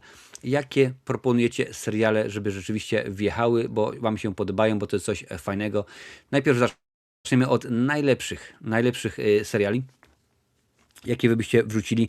Co by wy byście wrzucili? Także najlepszy serial, czy w ogóle mogę tutaj jakoś pisać? Nie mogę. Okej. Zobaczymy, czy tutaj się uda coś. Tak jakbym kontrol miał cały czas wciśnięty.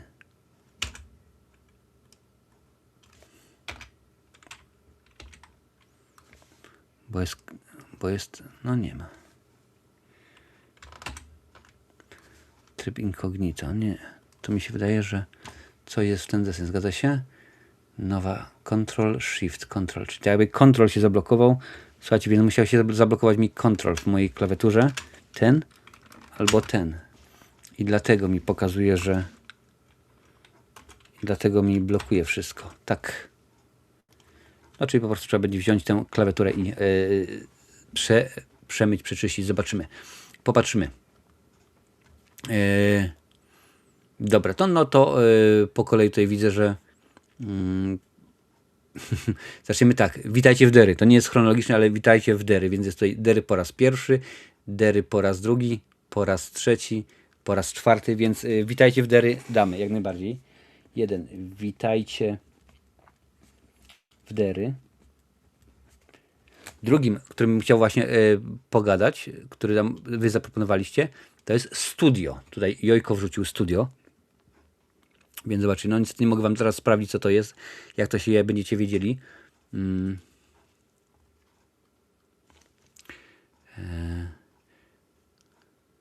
Zobaczymy. W tym roku widziałem 2 seriale. Ja też 2 seriale widziałem, wiesz? Akurat pokazał mi Netflix. Film, że widziałem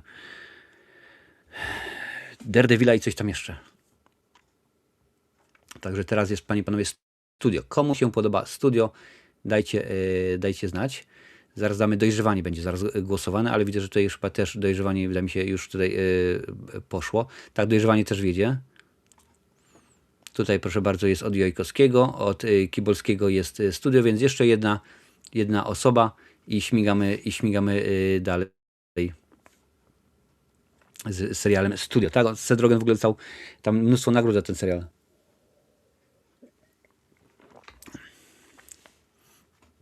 Także zobaczymy. Słuchajcie, jeszcze jedna osoba i śmigamy i lecimy.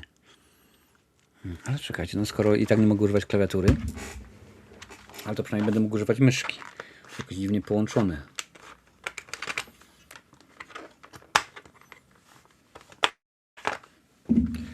Wyłączyła się? Nie wyłączyła się jeszcze. Studio. Teraz studio. Ja po prostu mam to wszystko bezprzewodowe. Ja nie trawię kabli, wiesz? Mam po prostu dość kabli. No a jak widać tutaj to wszystko się dzisiaj zemściło przeciwko mnie. Nie, dalej jest guzik. Dobra. Nieważne. Jest studio, dobra. Studio mamy po raz pierwszy, drugi, trzeci, 51. Studio. Dobra, tutaj patrzymy już, jakie macie kolejne propozycje. Dobra. Kolejną propozycją oczywiście jest dojrzewanie, bo to już się pojawiło kilka razy. Po pierwsze u Wiktora się pojawiło dojrzewanie, potem się pojawiło u Jojkowskiego, że jest w porządku. I czy się jeszcze pojawiło dojrzewanie? Wiktor po raz drugi. Dojrzewanie. Czy ktoś chciałby rzeczywiście, że tak powiem, dojrzewanie podbić?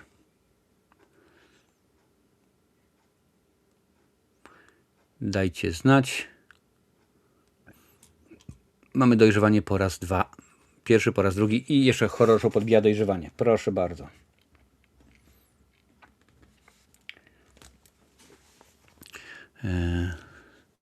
Dojrzewanie, głośny serial. Super. No to mamy w tym momencie ogarnięte. Patrzmy, co tu jeszcze daliście wcześniej. Dery. No to Dery już było jak najbardziej. No to już było. Proszę bardzo. Od Trezo jest The Diplomat, czyli po polsku dyplomatka, serial Netflixa. Więc zobaczymy i zaraz będziemy, Łukasz, twoją propozycję wrzucimy, czyli Heweliusza zaraz wrzucimy. Najpierw dyplomatka. Czy ktoś dyplomatkę chciałby jak najbardziej podbić? Dajcie znać. Mam już 3 seriale najlepsze. Teraz póki co najlepsze seriale. Za chwilę przejdziemy do najgorszych. A pewnie takowe też są. Ja mówię, ja z serialem jestem bardzo na bakier, więc akurat nie będę się wybijał.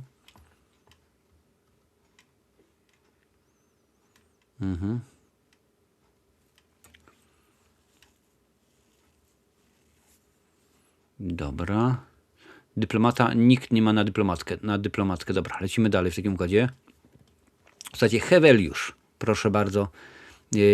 Horror show podbił Heweliusz. I tutaj z tego co widziałem, to pojawiło się jeszcze tak. Jojkowski również podbił Heweliusza. Więc mamy już 2 osoby, jeszcze 1 osoba i Heweliusz będzie na liście nominowanych. Chyba że już wcześniej też ktoś dorzucił. Tak przeglądam, patrzę sobie. Nie, dobra, to teraz Heweliusz. Czy komuś jeszcze by się Heweliusz spodobał? Marcin, wiem, że nie masz czasu na oglądanie seriale, może jakiś jednak obejrzałeś coś. Obejrzałem 2 seriale, wiesz? To naprawdę, jeżeli wliczyć te wszystkie mini seriale, które obejrzałem, kingowe, także to rzeczywiście tego było dosyć dużo. Także można byłoby, już tylko sprawdzę na Filmwebie, na telefonie. Bo oczywiście wiadomo, Heweliusz jest. Tak, nie wrzucił, czyli Heweliusz też, panie i panowie, jest. Zaloguj się. Cholerny Filmweb. Zaloguj się. Czyli Heweliusz wiele razy. Heweliusz już jest jak najbardziej. Ile mam już? 4 seriale, może jeszcze z 1 albo 2 zobaczymy. Już tutaj popatrzmy, co tam jeszcze było. Od Bum Bada Bum. Peacemaker, sezon 2. Dajcie znać, czy wam się to podoba. Seriale, proszę bardzo. Nie seriale. Mój Filmweb, tak? Mój profil. Sekundkę. Teraz Peacemaker, sezon 2. Czy to wam się podobało? Nie 6 filmów, pokaż mi. Seriale. 3 seriale obejrzałem w tym roku, przepraszam bardzo. Obcy Ziemia, Lśnienie, to jest ten miniserial, i Daredevil. To są te 3 produkty, które obejrzałem według... Ale jeszcze też oglądałem Niesamowita Morgan, czy jakoś rzeczywiście tak, to mi się też w miarę mi się podobało. Dobra. Czy komuś się Peacemaker drugi sezon również podobał tak samo jak Bum Bada Bum? Jeżeli nie, to lecimy dalej. Sasik wrzucił, że tak, jak najbardziej, czyli jeszcze jedna osoba i będziemy mieć drugi sezon tegoż filmu, tegoż serialu.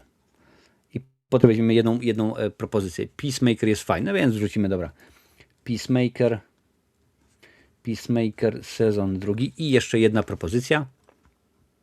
A mi się to się wcześniej chyba pojawiło również. Ok, już tutaj patrzę. Dobra, FNAF już był, to były wcześniej, teraz seriale. Witajcie w Dery.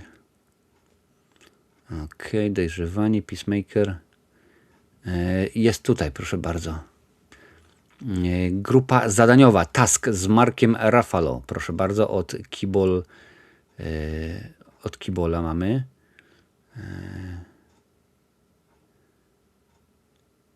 Dobra, to mamy tutaj w tym momencie. Dawajcie, czy wam się czy wam się grupa zadaniowa podoba. I jeszcze weźmiemy The Pit potem zaraz. Teraz grupa zadaniowa.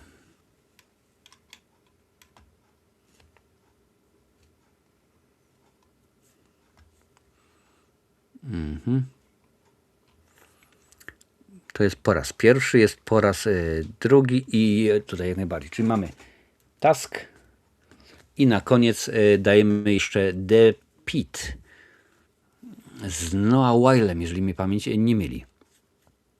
To jest wasza propozycja do najlepszego serialu. W tym momencie wybieramy The Pit, trzyma się na liście, a już póki co mamy Witajcie w Dery, Studio, Dojrzewanie, Heweliusz, Peacemaker sezon 2 i Task. I ostatnią propozycją jest The Pit. I czy to będzie 7. propozycja, czy to nie będzie 7. propozycja? Widzę, że tutaj jeszcze Adalet podbiła po raz drugi, więc jeszcze jedna osoba i będziemy The Pit. Wiem, że teraz chyba się pojawił drugi sezon, albo zaczął jakieś tam pojedyncze odcinki, więc to będzie rzeczywiście jakaś taka propozycja z pierwszym sezonem, domyślam się. Oczywiście ja to wszystko posprawdzam, bo jest jeden warunek to naprawdę. Ten serial, czy tam film, w zależności od tego, co wybieracie, musi mieć swoją polską premierę, przypomnę polską, bo ja wiadomo, mieszkam w Irlandii, pomiędzy 1 stycznia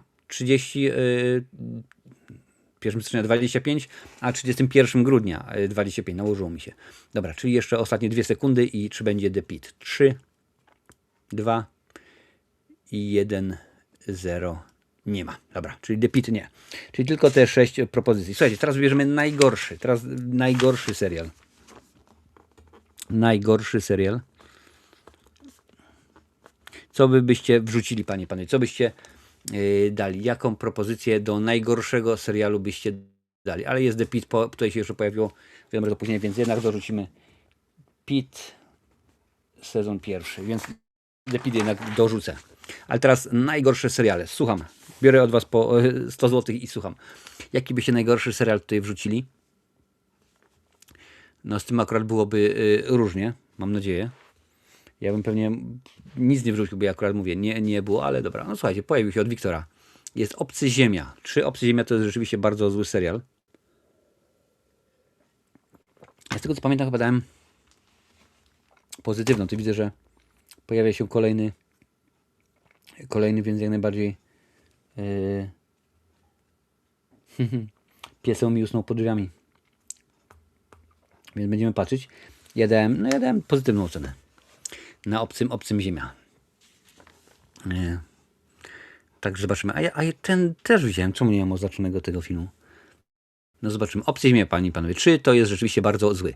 Jest po raz pierwszy od Wiktora, po raz drugi od Jasona Krugera, więc jeszcze jedna osoba powie, że tak i będziemy wtedy wiedzieli, że ten film, ten serial trafi na listę najgorszych produkcji. Dobra, widzę, że mamy już kolejne 2 propozycje. Zaraz będziemy je tutaj wrzucali sobie, także spokojnie. Więc Obcy Ziemia. Odliczamy. 5, 4, 3, 2, 1. No i Obcy Ziemia nie trafia na listę nominowanych do najgorszego serialu. Dalej. Jojkowski wróci. Iron Heart. Ja ten serial też widziałem, bo to jest marvelowski. I pamiętam, że on rzeczywiście był słaby, delikatnie mówiąc. Więc Iron Heart, a potem weźmiemy propozycję Trezo. Rzeczywiście. Czy Iron Heart to jest zła produkcja?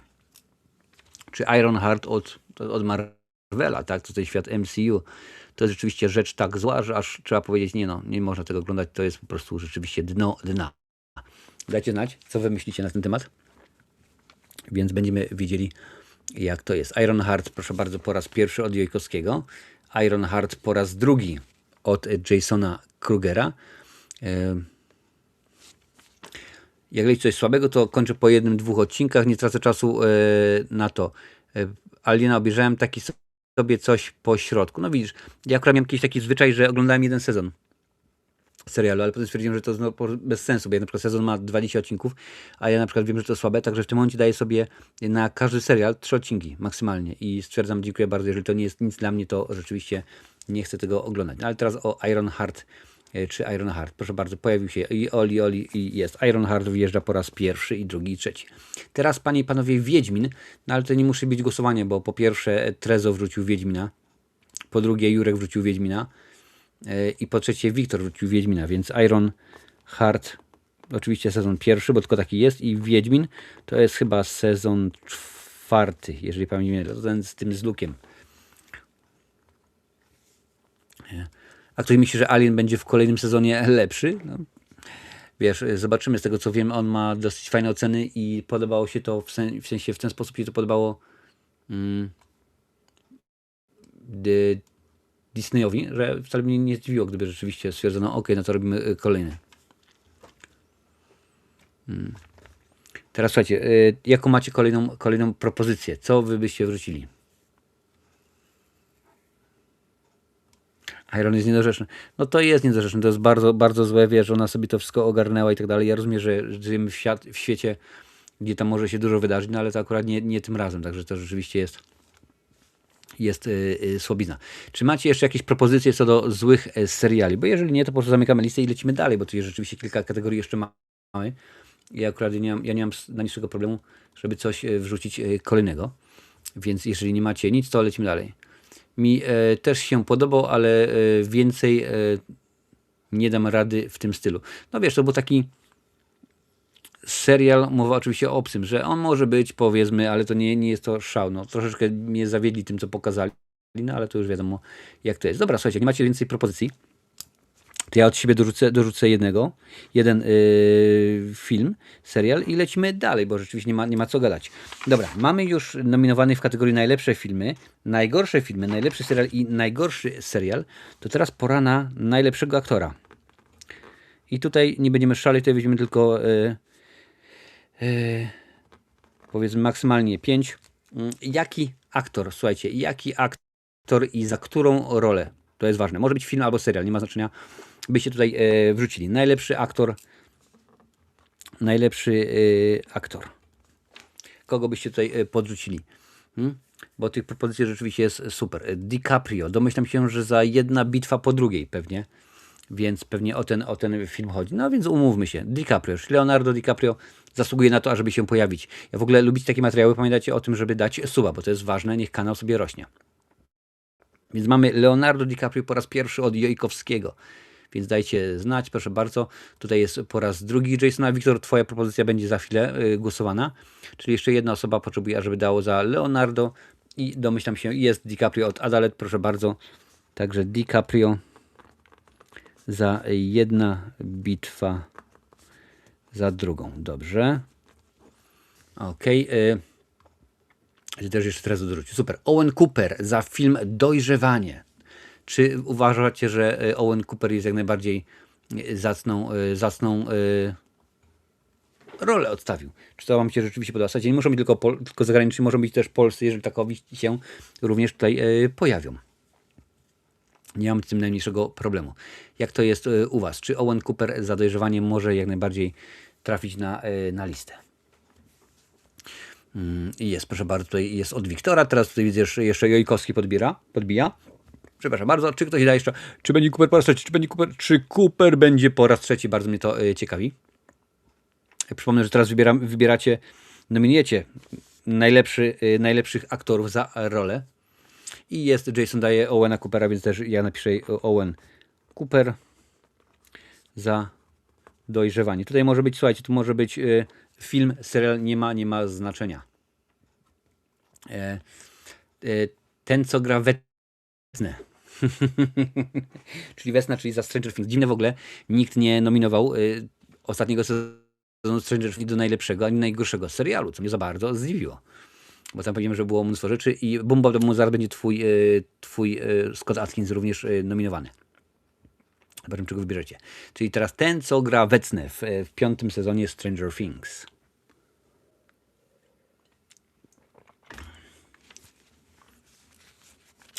Dobra, Wiktor, widzę też twoją propozycję. Jak to będzie? No chyba ten, co gra Wecnę, tak niekoniecznie przypadł wam do gustu, więc lecimy dalej. Od Boom Bada Boom. Boom Dada Boom. Scott Adkins właściwie, za film Diablo. Czy uważacie, że to jest coś, co powinno być, ktoś, kto powinien być właśnie za tą rolę nominowany? Ja akurat Diablo nie kojarzę. I to rzeczywiście, chociaż czekajcie, tak bezczelnie będę na telefonie sprawdzał, a czemuż by nie? Zobaczymy tylko, co się pojawi. Diablo mówisz.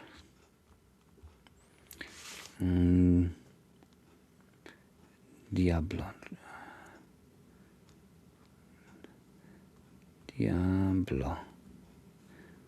Pokaż, co mi się pokazuje. 2015-2025 jest, tutaj pojawiło się. Ok, jest film. Ok, ale widzę, że nie ma zbyt wielu chętnych, więc lecimy dalej. Proszę bardzo, gdzie to jest? Cooper już był, to nie o Coopera mi w tym momencie chodziło, tylko mi chodziło w tym momencie o Jacoba Elordiego za Frankensteina. Przypomnę, w tym filmie właśnie wystąpił w roli potwora Frankensteina. Więc Jacob Elordi po raz pierwszy. Tutaj widzę, że Elordi po raz drugi i Elordi po raz trzeci. Czyli Jacob Elordi za rolę w filmie Frankenstein. Elordi, Frankenstein. Dobra, kolejna rola od Trezo. Tom Cruise za film Mission Impossible The Final Reckoning. Czy Tomek Cruzowski wam się podobał w tym filmie? Dajcie znać. Przypomnę, że do tej pory mamy Leonardo DiCaprio za Jedna bitwa za drugą, Owen Cooper za Dojrzewanie i Jacob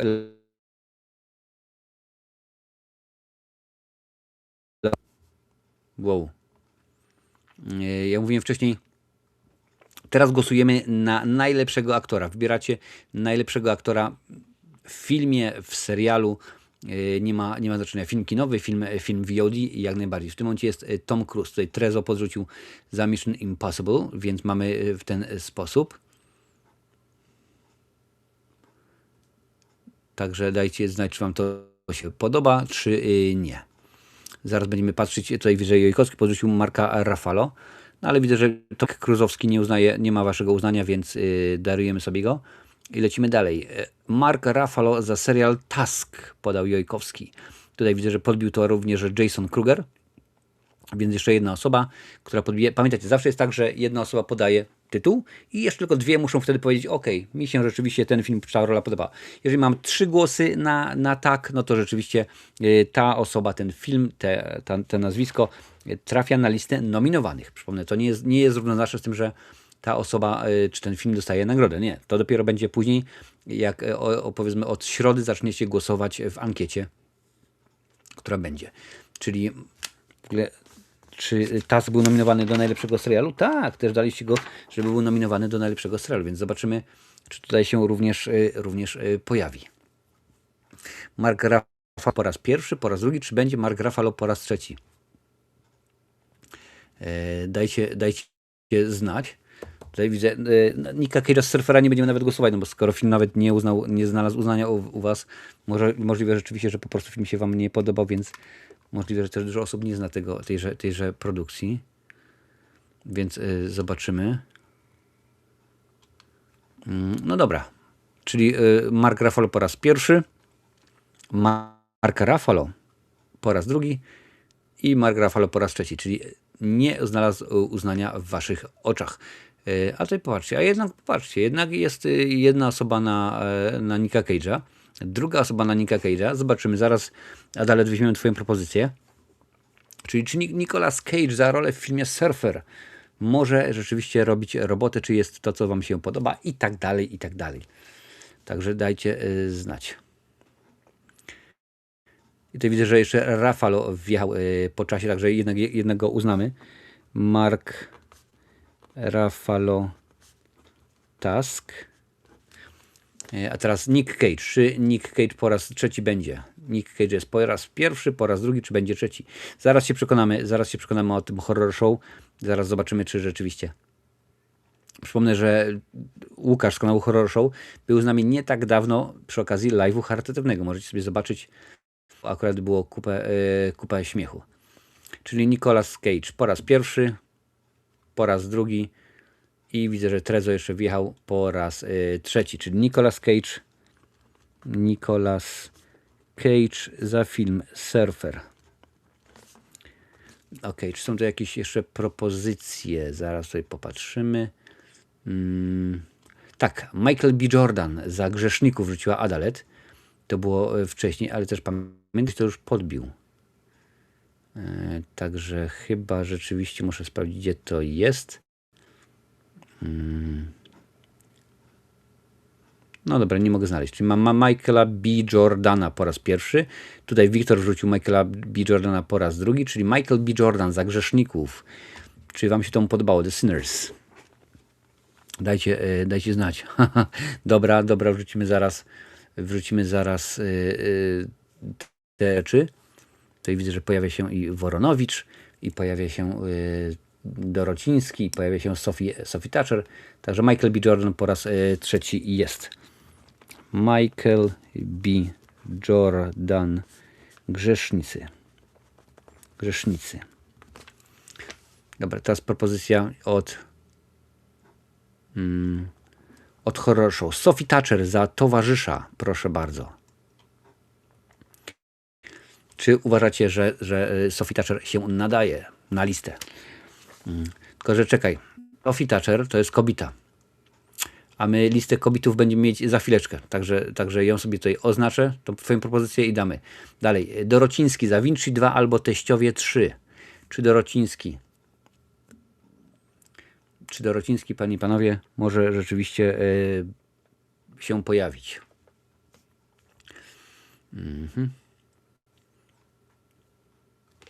Dajcie znać, czy Dorociński wam robi robotę. Czy wam się to podoba, czy was to rzeczywiście grzeje. A ja tutaj popatrzę, bo tutaj wcześniej widzę, że był i Woronowicz, ale chyba ktoś jeszcze wcześniej był, co? Czy to są tylko... Nie, na razie tylko tyle. Dobra. Też Dorociński też się pojawił przez chwilę w Mission Impossible The Final Reckoning. Tam była retrospekcja i on tam przez chwilę się rzeczywiście wybijał. Dobra, nie ma. A jest. Jednak jest. Dorociński po raz pierwszy Jason Kruger wrzuca też, czyli Dorociński po raz drugi. Czyli czy Dorociński się pojawi po raz trzeci, panie i panowie. Oj. I będziemy mieli Dorocińskiego nominowanego do nagrody najlepszego. Także damy radę. Dorociński po raz pierwszy, po raz drugi i po raz trzeci. No widzę, że Dorociński nie znalazł uznania, ale więc teraz wrzucimy Woronowicza za serial The Office. On jest genialny. Oczywiście mowa o tym najnowszym sezonie. Adam Woronowicz, nie wiem czy może być, bo dużo miał ról w 25 roku, dlatego go proponuję. Miał mnóstwo tam w Teściowych też chyba się pojawił, w tym filmie Teściowie. Więc rzeczywiście bardzo dużo. Czyli Adam Woronowicz, panie i panowie, nominowany do roli, cały czas to mówię, do nagrody najlepszego aktora 2025 roku. Także oczywiście ja to sobie posprawdzam, zobaczę. Póki co do tej pory mamy nominowanych w kategorii najlepszy aktor Leonardo DiCaprio za Jedna bitwa za drugą, Owen Cooper za Dojrzewanie, Jacob Elordi za Frankensteina, Mark Ruffalo za serial Tusk, Nicolas Cage za Surfera i Michael B. Jordan za Grzeszników. Zliczył tak, już Nicolas Cage się pojawił. Więc słuchajcie, nie ma tutaj chętnych na Woronowicza, więc ja go dodam, bo mi się bardzo podoba. Po prostu jest genialnym za The Office. I chyba Dorocińskiego też dorzucę. A jak, czemuż by nie, żeby też jacyś Polacy się pojawili. Nicolas Cage, a też przy okazji widzę, że tutaj Jason Kruger podbił Woronowicza, także w porządku. Nie ma co. Teściowie 3 i Vinci 2. Dobra. Słuchajcie, teraz przyszła pora na najlepszą aktorkę minionego roku, więc tutaj zaczniemy od Choroszupel. Sophie Thatcher za Towarzysza. Także niech będzie. Sophie Thatcher, widzę, że jest tutaj cały fanklub Nicolasa Cage'a. Pewnie, że tak, on akurat bardzo dobrym aktorem jest i mi się podoba. Więc teraz, panie i panowie, najlepsza aktorka. Najlepsza aktorka. I zobaczymy, co tutaj wrzucicie. Tak, powiedzmy, że przynajmniej z 5 propozycji, żeby było super. Czyli Sophie Thatcher za Towarzysza po raz pierwszy. Tutaj widzę, że Jurek podbił, więc mamy Sophie Thatcher po raz drugi. Więc, proszę bardzo. I to jeszcze Sophie Thatcher od Jasona Krugera, więc jak najbardziej. Sophie Thatcher za Towarzysza. Sophie Thatcher Towarzysz. Dawajcie znać kolejne propozycje. Powiedz, że Cage jest najlepszą rzeczą, która się trafiła od czasów piwa. Wiesz co, on jest genialny, no mi się to podoba i to od czasu chyba, on tak, że tak powiem, ma kolejną młodość chyba od czasów Świni. Potem była ten niesamowity talent i tak dalej, to rzeczywiście było super. Sophie biorę w ciemno, piszecie, no to super. Tu już mamy pierwszą kobietkę, teraz czekamy na kolejną. Co byście tutaj podrzucili? Proszę bardzo. Sadie Sink za Ma w Stranger Things podrzuca Jojkowski. Czy rzeczywiście to wam się bardzo podobało? Pocałunek wampira, ale tak, masz rację, no rzeczywiście Nicolas Cage to jest dobre, bo tak naprawdę, wiesz, dawniej było takie przekonanie, to tylko filmy musi robić hollywoodzkie i tak dalej. On pokazał palec środkowy, mówi, nie, dziękuję bardzo. Ja się wezmę za kino, może nie artystyczne do końca, ale powiedzmy za kino niezależne i zrobił jeden, drugi, trzeci film. Nagle okazało się, patrzcie, on rzeczywiście potrafi, jak najbardziej potrafi. Tutaj widzę, że Trezo też porzucił, daj za jaką rolę, Trezo, wiesz? Chciałbyś Kerry Russell. Póki co Sadie Sink za Ma w Stranger Things. To jest po raz pierwszy. Tutaj widzę, że Łukasz podbija Sadie Sink, czyli jeszcze jedna osoba i Sadie Sink będzie można śmigać. Dobra, tutaj widzę, że też pojawia się kolejna aktorka, także nie ma problemu. Panie i panowie, Sadie Sink. Czy Sadie Sink się ma tutaj na tej liście nominowanych do nagrody najlepszej aktorki pojawić? Przypomnę, że nie musi to być film, może być serial. Jedyny warunek jest taki, że premiera to akurat będzie w tym momencie, jeżeli będzie nominowana, to będzie Stranger Things 5. sezon. Za film, czy tam serial musi mieć premierę pomiędzy 1 stycznia a 31 grudnia 2025 roku. Także dajcie znać. Sadie Sink po raz pierwszy. Sadie Sink po raz drugi. I Sadie Sink po raz trzeci. No niestety nie znalazła uznania w waszych oczach. Dobra, Trezo. Trezo pisze, że Kerry Russell za serial Dyplomatka. Dalej upieram się, że genialnie zagrała szefową ambasady amerykańskiej w Londynie. Więc Kerry Russell, panie i panowie, w tym momencie. O niej sobie gadamy, za chwilę pogadamy sobie o Amy Madigan ze Zniknięć. Czy Kerry Russell to jest rzeczywiście fajna sprawa? Dobra, tutaj widzę, że Jejkowski też podrzucił aktorkę z jednej bitwy po drugiej, więc też będziemy zaraz ogarniać to. Fajnie, akurat dosyć ciekawa nam się tworzy lista, co mnie bardzo, bardzo cieszy rzeczywiście, że jest fajnie. Słuchajcie, Kerry Russell po raz pierwszy. Kerry Russell, tutaj widzę, że Jurek Piechota podbił jak najbardziej i tutaj widzę, że Jason Kruger również podbił, więc mamy Kerry Russell. Kerry Russell za Dyplomatkę. Dobra, tu mamy to w tym momencie. Pamiętam, że to jeszcze było wcześniej. Jedna. Gdzie tutaj jest? Amy Madigan za Zniknięcia podrzucił Wiktor. Tutaj widziałem, że Jojko podbił Madigan, więc mamy Amy Madigan ze Zniknięć po raz pierwszy, po raz drugi. Kto by jeszcze wrzucił? No bardzo. Jojko tutaj pisze, że Shona Penna nie dali się. Bardzo wiele jest tutaj rzeczywiście nazwisk i ról, które naprawdę mnie zaskoczyły, że nie znalazły się na tej liście. Na przykład Zwierzogród, druga część, w ogóle się nie pojawił w nominowaniu, także to różnie było. Dobra, ale teraz gadamy sobie, panie i panowie, o Madigan, Amy Madigan ze Zniknięć. Czy ktoś jeszcze podbije? Czy jedna osoba podbije? I jest jak najbardziej Amy Madigan Zniknięcia, tak? Zniknięcia. Dobra. Kogo tutaj wrzuciliście jeszcze? Bo tutaj muszę sobie sprawdzić. Jest jak najbardziej. Chains Infinity za jedną bitwę po drugiej. Podał Jojkowski, panie i panowie, więc wrzucajcie, czy ta rola jak najbardziej. Ja tutaj w międzyczasie odpowiem. Marcinie, pytanie z Nejbeczki, czy już wszystko ok ze zdrowiem, bo chyba ostatnio mocno chorowałem, wiem, że nie na temat, ale byłem ciekawy. Wiesz co, dziwnie jest, bo od kiedy zachorowałem, teoretycznie jest wszystko w porządku, ale na przykład temperatura mojego ciała nie jest w stanie podskoczyć wyżej niż 35,9. To jest rzeczywiście bardzo dziwne, więc musiałem jakiegoś wira złapać i rzeczywiście było nieciekawie. No ale zdarza się. Tak, jeszcze czuję lepiej, nie jest jeszcze 100%, ale już powiedzmy jest lepiej. Także dziękuję, że pytasz. W tym momencie kogo mamy? Chase Infinity po raz pierwszy, proszę bardzo. Chase Infinity po raz drugi wrzuca Jason Kruger. Czy będzie Chase Infinity po raz trzeci? Dajcie znać. Sean Penn się starzeje jak wino, coraz bardziej go lubię. No widzisz. Akurat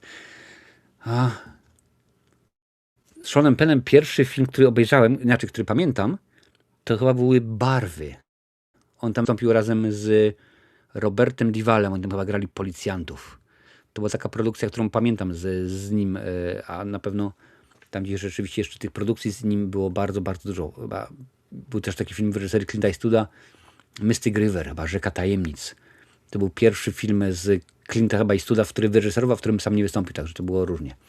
Słuchajcie, Chase Infinity po raz pierwszy, Chase Infinity po raz drugi i czy będzie Chase Infinity po raz trzeci?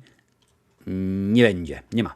Dobra, patrzymy dalej, kogo tutaj jeszcze wskazaliście, czy kogoś jeszcze podbiliście. Kerry Russell już była omawiana, Amy Madigan również, Sadie Sink również. Dobra, mamy kilka aktorek. Czy macie jeszcze jakąś propozycję? Jeżeli nie, to przejdziemy do najgorszych aktorów i najgorszej aktorki. Akurat to już nam zostało. I pamiętajcie, żeby zawsze podawać tytuł filmu. Więc dobra, jeżeli nie macie żadnych propozycji dla najlepszej aktorki, mamy tylko 3 nominacje i akurat to rzeczywiście bardzo ciekawie, muszę powiedzieć. Zaczniemy. Najgorszy aktor, czyli najgorsza rola roku 2025, męska póki co.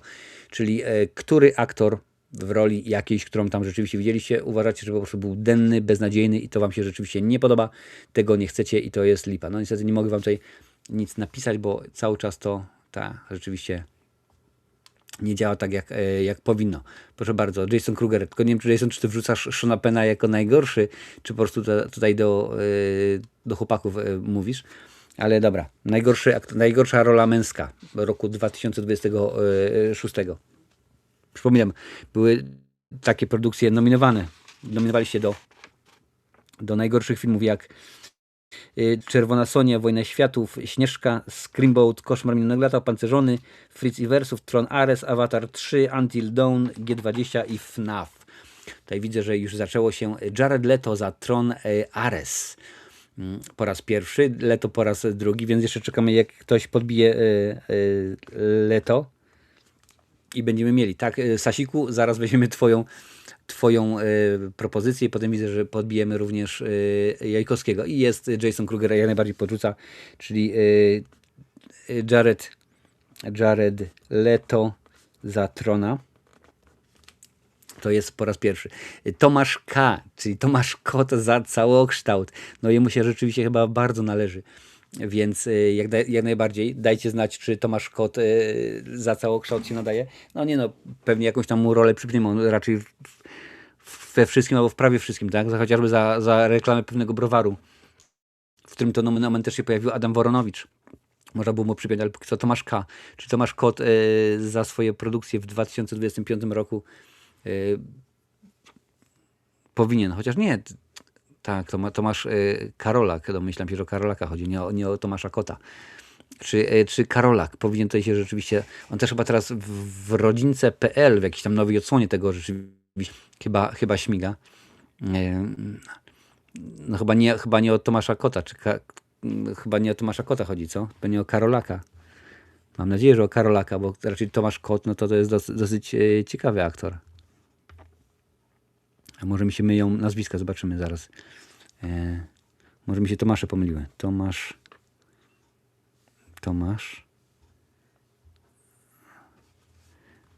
No tak, no chodzi o Karolaka na pewno, o Karolaka. Także o Karolaka. Czy mamy Karolak po raz pierwszy?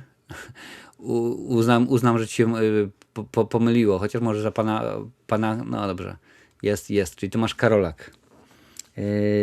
Tomasz Karolak. Dobra, tutaj się jeszcze wcześniej pojawiło. Proszę bardzo, Ice Cube za Wojnę Światów. To widzę, że się rozpisaliście i bardzo mnie to cieszy. Czyli teraz Ice Cube, czy on za ten cudowny film, który po prostu rzeczywiście nie da się oglądać, powinien być wywalony w kosmos.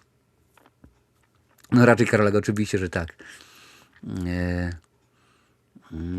Tak, weźmiemy też zaraz pod uwagę i Liama Neesona i Adama Drivera, także rzeczywiście to widzę, że się rozpisaliście, tam mi się podoba, a nawet weźmiemy pod uwagę Sławomira Sobałę, bo on też rzeczywiście się przyczynił. Póki co Ice Cube za film Wojna Światów, ten, który stwierdziliście, że jest nominowany do najgorszych, także po prostu może być grubo. To i pewnie lista się sama tworzy, można by powiedzieć. Tron mamy już, Fritz i Wersow, no tutaj też pewnie można było kogoś wziąć, co nie? Cześć Lulu, The Baked Potato, witam cię bardzo serdecznie. Właśnie tworzymy listę najgorszych ról aktorskich z zeszłego roku, więc jak masz jakąś, to podrzuć. W tym momencie Ice Cube za Wojnę Światów jest nominowany, Jason Kruger również, więc teraz jeszcze jedna osoba i będziemy wiedzieli. Polega to na tym, że spośród ról, które miały miejsce pomiędzy 1 stycznia a 25, a 31 grudnia 25 wybieramy te najgorsze w tym momencie. Ice Cube ma potencjał, czyli damy Ice Cube jak najbardziej. Ice Cube za Wojna Światów. I spośród tej listy stworzę ankietę i za kilka dni będziecie na nią sobie głosować. To okej, Ice Cube się pojawił. Adam Driver za Megalopolis, czyli wielką mega produkcję, która no rzeczywiście nie okazała się taką mega. Więc zobaczymy. Tutaj widziałem, że ktoś jeszcze podrzucił. Tak, jest Adam Driver po raz pierwszy. Jurek podrzucił również Adama Drivera, więc teraz Adam Driver, panie i panowie, czy rzeczywiście on jest słaby, czy on jest beznadziejny? Tutaj widzę, że chyba nawet Sławomir Sobała już się pojawił tyle razy, że on z automatu powinien dostać nominację. I chyba rzeczywiście tak też zrobimy. Czyli czy Adam Driver jest słabym, inaczej nie jest słabym aktorem, tylko czy ta jego rola w filmie Megalopolis była beznadziejna, taka, że ląduje na liście nominowanych, a później wybierzecie. Tak, proszę bardzo, to jeszcze Jason podbił jak najbardziej, czyli Adam Driver za film Megalopolis.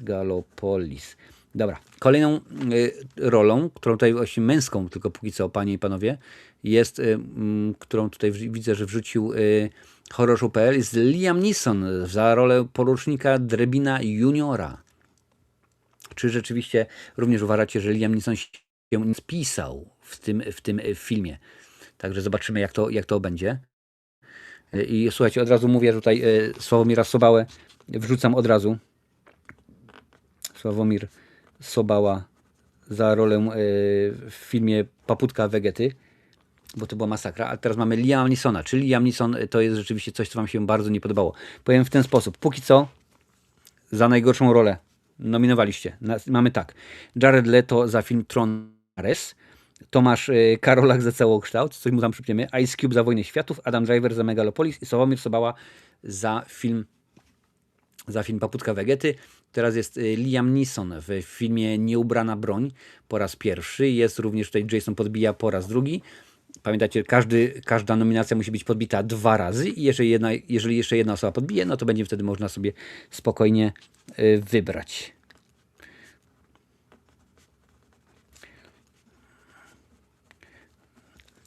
Proszę bardzo, czy Liam Neeson pojawi się po raz trzeci? Po raz pierwszy, po raz drugi i nie ma go po raz trzeciego, więc odpuszczamy. Sławomir Sobała oczywiście tak, który już się pojawił kilkakrotnie, więc już on z automatu dostaje. Czy macie jeszcze jakąś rolę męską, którą byście nominowali? Przypomnę, że tutaj mieliśmy, jeżeli chodzi o najgorsze filmy, to był właśnie ten film Paputka Wegety, Czerwona Sonia, Wojna Światów, Śnieżka, Screamboat, Koszmar Minionego Lata, Opancerzony z Sylwestrem Stallone, Freeze i Wersow, Tron Ares, Avatar 3, Until Dawn, G20 i Five Nights at Freddy's, a jeżeli chodzi o najgorszy serial, to minowaliście Iron Heart, Wiedźmin sezon 4 oraz Obcy Ziemia. Także dajmy. Aha, Dwayne Johnson, ten film o Mikołaju. Tak, coś tam Czerwona Nota, czy jakoś tak, nie. Co to było?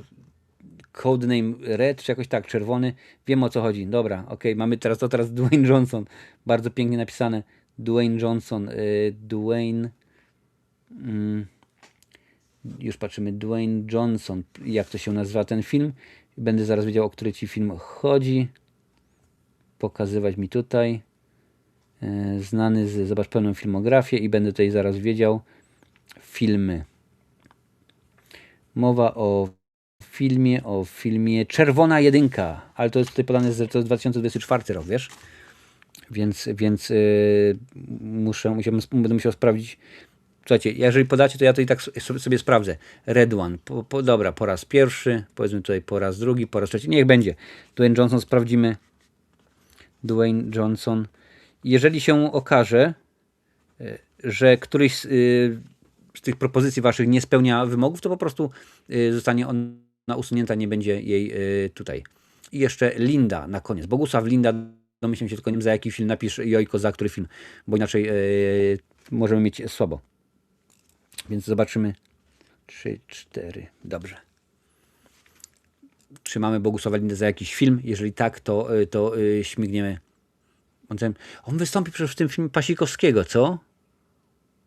Zamach na gościa z Watykanu, tak? Tak mi się wydaje, że on tam właśnie wystąpi w tym filmie. No dobrze, niech będzie powiedzmy za ten film.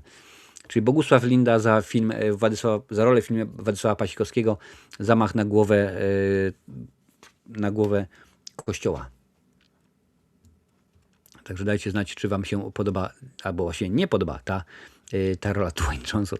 To mnie Dwayne Johnson mi cały czas rozwala. Słuchajcie, The Red One, Czerwona Jedynka, tak, pamiętam, tam właśnie w rolę Mikołaja wcielił się J. Jonah Jameson Jr., można byłoby powiedzieć. Dobra, widzę, że Bogusław Linda nie ma waszego uznania, więc go odpuścimy. Zamykamy nominację w kategorii najgorsza rola męska, aktorska. Mamy Jareda Leto za Trona Ares, Tomasz Karolak za Cokolwiek, Ice Cube za Wojnę Światów, Adam Driver za Megalopolis, Sławomir Sobała za film Patryka Wegetę oraz Dwayne Johnson za Red One. Słuchajcie, teraz pora na najgorszą rolę żeńską w 2025 roku. Co byście tutaj wrzucili? Dajcie znać, komu byście co i przypieli. Kurczę, my tu już gadamy 2,5 godziny. Pięknie ten czas leci, co?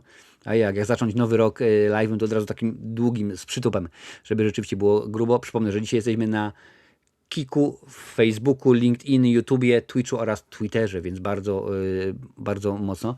Lady Gaga jako aktorka. W czym ona wystąpiła w zeszłym roku, że ci tak bardzo nie podobało? Daj znać. Wiktor, czy coś, a póki co wrzucimy Wersow, panie i panowie. Wersow za samą siebie. Tak, Wersow. Zobaczę, czy Lady Gaga się pojawiła w zeszłym roku, w jakimś filmie. Pokaż, zobacz, pewno film. Możliwe, że Joker był w zeszłym roku drugi, ja nie pamiętam w tym momencie. Nie no, Joker był... No nie, film pokazuje, że w zeszłym roku nie było żadnych filmów.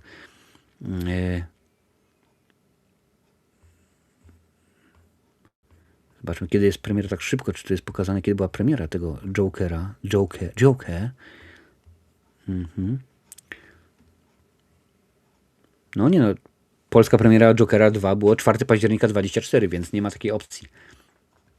Nie ma takiej opcji, więc Wersow za samą siebie, czyli póki co Wersow mamy po raz pierwszy.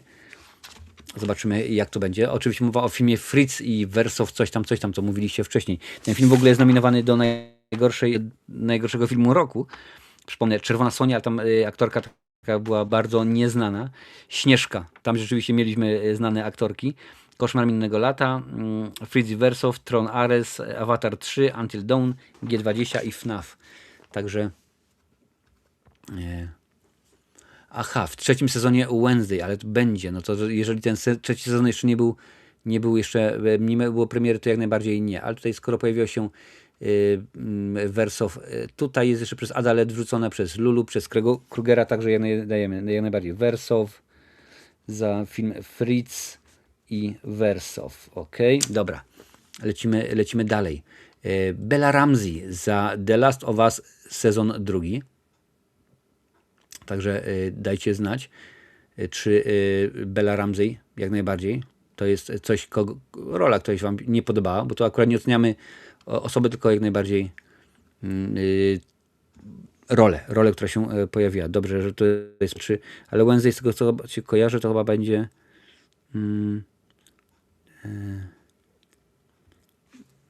trzeci sezon dopiero chyba będzie, co? Popatrzmy, czy już się pojawił, już tutaj sprawdzam. Nie ma jeszcze trzeciego sezonu, więc jak najbardziej nic nie było. Także niestety się nie udało. A teraz Bella Ramsey, drugi sezon. A drugi sezon miał kiedy premierę, panie kolego? Już tutaj patrzymy. Czy drugi sezon był w 2000? Dobra, no czyli zaraz po Belli Ramsey wrzucimy Lady Gaga za występ, także będziemy zaraz sprawdzali, panie i panowie. Póki co Bella Ramsey za drugi sezon serialu The Last of Us. Tutaj w ogóle widzę, że Lady Gaga była wrzucona kilka razy przez was, czyli możemy ją najbardziej wrzucić. Zobaczymy, będziecie głosowali. Bella Ramsey, póki co, panie i panowie. Bella Ramsey za drugi sezon. Wybieramy najgorszą rolę żeńską w tym momencie. Tak, drugi sezon Środy był właśnie w 25. Tutaj sprawdziłem, pokazało mi się, że była premiera 6 sierpnia, więc jak najbardziej może być, ale na razie póki co Bella Ramsey za The Last of Us, część sezon drugi. Więc czy Bella Ramsey znajdzie wasze uznania, właściwie nie znajdzie waszego uznania i stwierdzicie, że jest beznadziejnie. Patrzcie, w tym momencie jest 20 osób na live, super, dziękuję bardzo. Dajcie panie panowie suba, dajcie obserwację w zależności od tego, na jakiej platformie oglądacie, bo w tym momencie patrzycie na YouTubie, na Twitchu, a także na Twitterze, co mnie bardzo, bardzo cieszy. Bella Ramsey po raz pierwszy była przez Lulu, Bella Ramsey drugi raz przez Wiktora. Czy ktoś daje jeszcze Bellę Ramsey? Także dajcie znać, czy komuś się jeszcze nie spodobała jej rola w drugim sezonie, który został chyba, z tego co pamiętam, chłodno przyjęty. Nie widziałem w Irlandii, nie ma HBO, więc nie miałem nawet okazji. No ale to akurat nic nowego, nic nadzwyczajnego, że chyba jeszcze z rok albo dwa, z tego co pamiętam, Warner Brothers ma umowę ze Skyem. I tutaj widzę, że Jojko jeszcze podrzucił. Dobra, czyli Bella Ramsey za The Last of Us sezon drugi, dobrze. No to dobra, słuchajcie, to wrzućmy tą Gagę, zobaczymy, czy chcecie ją. Skoro była na kilka sekund, to naprawdę to nie ma znaczenia, a można jej wrzucić nie jest powiedziane, że wygra. Czyli Lady Gaga za drugi sezon serialu Wednesday. Czy nie podoba wam się tak bardzo, że chcecie ją tutaj wrzucić? Także dajcie znać. Wiktor tutaj podbił po raz pierwszy. Czy ktoś jeszcze podbił Lady Gagę wcześniej w czymś tam? Jason Kruger dał Lady Gaga. Okej.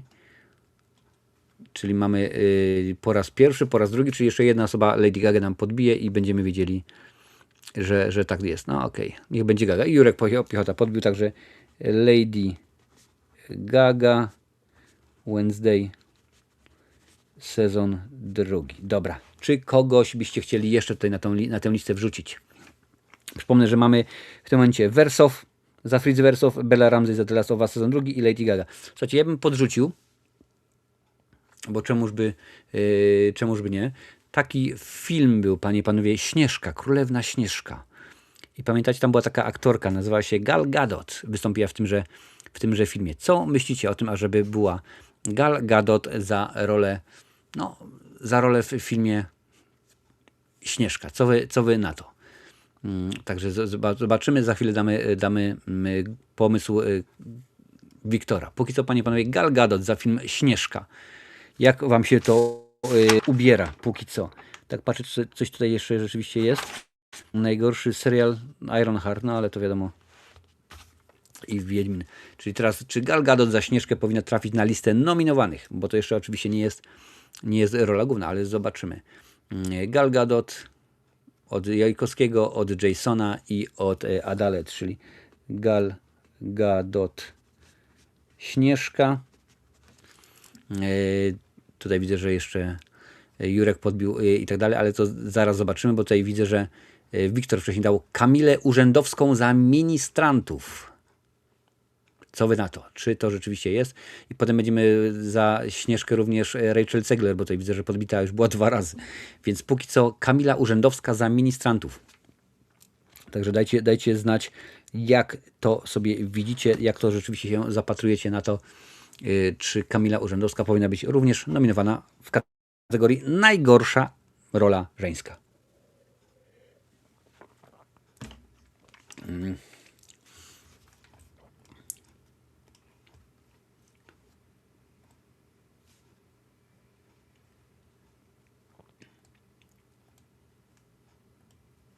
Dobrze. Tak patrzę, co ja tu jeszcze w ogóle... Tutaj w ogóle jeszcze na przykład patrzę, no teraz troszeczkę po czasie, ale widzę, że i Happy Gilmore też słabo oceniłem, i Kapitana Amerykę słabo oceniłem, Karate Kid Legendy słabo, Uciekiniera również bardzo słabo oceniłem, więc to było różnie. Tak patrzę, tutaj się jeszcze pojawiła Małpa. Nie, Małpa była dosyć w porządku oceniona. Co wy tutaj? Co wy myślicie o Kamili? No rzeczywiście Kamila chyba wam się nie podobała, więc Kamilę sobie odpuścimy. Ale Wiktor wrzucił Rachel Zegler za Śnieżkę. Jurek Piechota, Rachel Zegler bym dał obydwie od razu i Rachel Zegler, Jason Kruger. Czyli jak najbardziej Rachel Zegler za Śnieżkę. Tutaj może być dublet, może być komplet. Dobra, czy macie jeszcze jakąś rolę kobiecą, którą byście chcieli nagrodzić anty za tenże film? Ja mogę podrzucić wam kolejną propozycję, bo akurat z filmu, który nominowaliście w kategorii największy badziewiak minionego roku, dałbym Viola Davis. Viola Davis za film G20. Ona tam wcieliła się w rolę prezydent Sutton. To rzeczywiście było słabe, złe albo bardzo złe. W tym filmie w ogóle występuje również Antony Starr, znany oczywiście Homelander, czyli Ojczyznosław, jeżeli pamięć mnie rzeczywiście nie myli. Więc pokaż, mogę skopiować. Choroba wie, czy mi pozwoli. Proszę bardzo, czyli ja dałbym... jak robię myszką, to jak najbardziej się pojawia. Ja bym dał panowie Viola Davis. Co wy na to? Viola Davis za film G20. To jest rzeczywiście poruszające dzieło, masakryczne. Ja wiem, że się pojawia oczywiście mnóstwo moich, ale to jeszcze akurat nie będzie.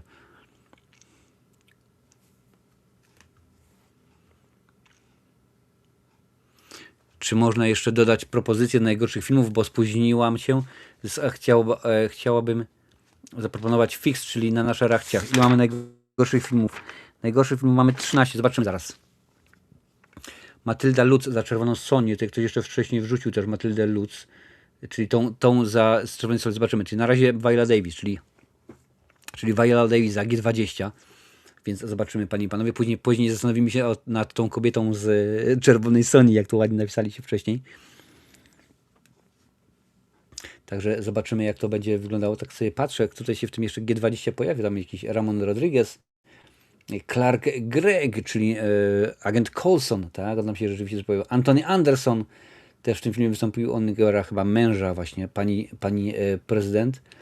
Także no, obsada może nie wybitna, ale też nie najgorsza. No, nie ma się co czarować. Słuchajcie, Viola Davis po raz pierwszy, Viola Davis po raz drugi i Viola Davis nie pojawia się po raz trzeci. Dobra, za to Matylda Lutz jest tutaj po raz pierwszy za Czerwoną Sonię. Tutaj po raz drugi wrzucił ją Wiktor Jędrychowski i tutaj jeszcze jest od Adalet ta za Czerwoną Sonię, więc wrzucimy jak najbardziej Matylda Lutz za film Czerwona Sonia. Dobra, czy macie jeszcze kogoś, co byście chcieli? Ja wam tylko przypomnę, że w tym momencie nominujecie aktorki za najgorszą rolę w roku 2025. Póki co wrzuciliście Wersow za film Fritz i Wersow, Bella Ramsey za drugi sezon The Last of Us, Lady Gaga za drugi sezon serialu Wednesday, Gal Gadot i Rachel Ziegler obie za film Śnieżka i na póki co ostatnim miejscu nominowanym jest Matylda Lutz za film Czerwona Sonia. Czy byście chcieli jeszcze jakąś kobietkę tutaj dorzucić do tegoż grona piękne? Tutaj widzę, że jeszcze piszecie, ominęło mnie te 20, ale widzę, że chyba muszę obejrzeć. No niekoniecznie, rzeczywiście, uwierz mi, to nie jest świetna, świetna produkcja. Ona jest na Amazonie, to jest chyba na Amazon Prime Video. I ja albo zrobiłem recenzję tego filmu, albo dopiero będę robił recenzję, w sensie, że mam napisane, wiesz, mam rozpisane mnóstwo recenzji, a to możliwe, że się pojawi. Czy macie jeszcze jakąś aktorkę? Bo jeżeli nie, to zamkniemy dzisiaj głosowanie. Zobaczymy, bo to jeszcze w tym momencie Lulu the Baked Potato podrzuciła jedną propozycję i zaraz zagłosuję. Zobaczymy. Stwierdzicie, czy można jeszcze dodać jedną propozycję, ale to już będziemy zaraz patrzyli. Więc najpierw zobaczmy, czy kogoś tutaj jeszcze byście chcieli podrzucić do najgorszej roli żeńskiej za rok 2025. Jeżeli nie, to zamykamy głosowanie, zamykamy propozycję, więc no dobra, nie widzę, nie słyszę, więc raczej nie. Słuchajcie, to jest pytanie od Lulu. Czy można jeszcze dodać propozycję do najgorszych filmów, bo spóźniłam się i chciałabym zaproponować Fix, czyli na nasze rachciach. Czy, muszę nawet sprawdzić, co to jest za rachciach, bo mi to przeszło koło nosa, koło oka i w ogóle nawet nie kojarzę tego. Adam Devine, a to jest animacja jakaś, okej. Animacja ale dla dorosłych. Dobra, czy to w ogóle miało polską premierę już? Tutaj tak zobaczę. 13 sierpnia 2025 polska i światowa premiera. Słuchajcie, Rachciach, nieprzyzwoita komedia dla dorosłych o psie, który dowiaduje się, że zostały mu 24 godziny, by przeżyć ostatnią przygodę w towarzystwie kumpli. Nim zostanie, więc zobaczymy. Fixed Rachciach. Co myślicie? Damy pod głosowanie? To jeden z komentarzy. Chamski, wulgarny, prostacki. Generalnie to najlepsza komedia Judd Apatowa, której nie wyreżyserował Judd Apatow. Okej. Czyli jakoś tak to rzeczywiście nie wygląda najlepiej, nie wygląda najfajniej. Rachciach, polski tytuł. 5,3 ocena wśród widzów, 3,7 wśród krytyków, więc to wygląda rzeczywiście tak. Czy słyszę? Film oglądamy w piątek, a ankietę postaram się również odpalić. Nie wiem, czy jutro, Aiden, z tego względu, że no muszę jutro, że tak powiem, wstać bardzo w czas, bo o 4:30, bo mam pewną rzecz do załatwienia i to nie u siebie w mieście, więc muszę się przejechać. A kończę pracę jutro o 2:30 w nocy, więc zobaczymy, postaram się. Dodaj Fix, bo zasługuje, pisze Sasik. Rachciach żenująco żałosne. Dobra, to dodamy to Rachciach, będzie tutaj Rachciach. Dobra, panie i panowie, zamykamy listę nominowanych. Już wam w tym momencie powiem dokładnie co, gdzie, jak i kiedy, bo mamy 8 kategorii. Zaczniemy. Po pierwsze, najlepszy film 2025 roku to są wasze nominacje.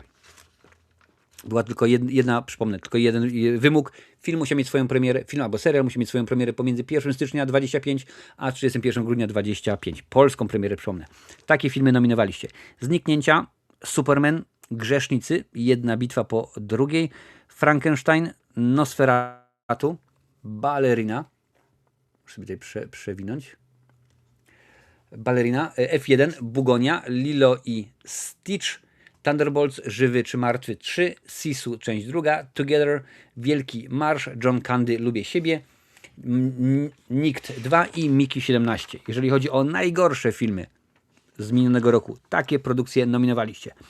Putin, Czerwona Sonia, Wojna Światów, Śnieżka, Screamboat, Krwawa mysz, Koszmar minionego lata, Opancerzony ze Sylwkiem Stalowym, Fritz i Wersow, Tron Ares, Avatar 3, Until Dawn, GE20, FNAF część druga, no i Rach Ciach. Jeżeli chodzi o najlepsze seriale, takie nominowaliście panie i panowie.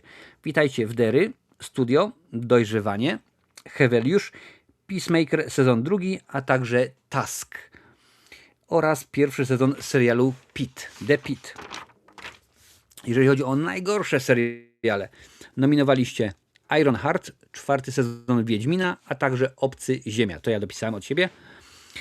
Jeżeli chodzi o najlepszych aktorów, już wam mówię, panie i panowie, wybraliście takie role. Leonardo DiCaprio za film Jedna bitwa za drugą, Owen Cooper za film Dojrzewanie, Jacob Elordi za Frankensteina, Mark Ruffalo za Task, Nicolas Cage za Surfera, Michael B. Jordan za Grzeszników, Adam Woronowicz za serial The Office, sezon chyba 4 mi się wydaje, oraz Dorociński za filmy Teściowie 3 oraz Vinci 2. Jeżeli chodzi o najlepszą aktorkę, takie są nominowane.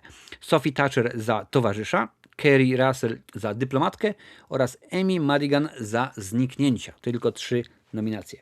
Jeżeli chodzi o najgorszego aktora, takie są wasze role.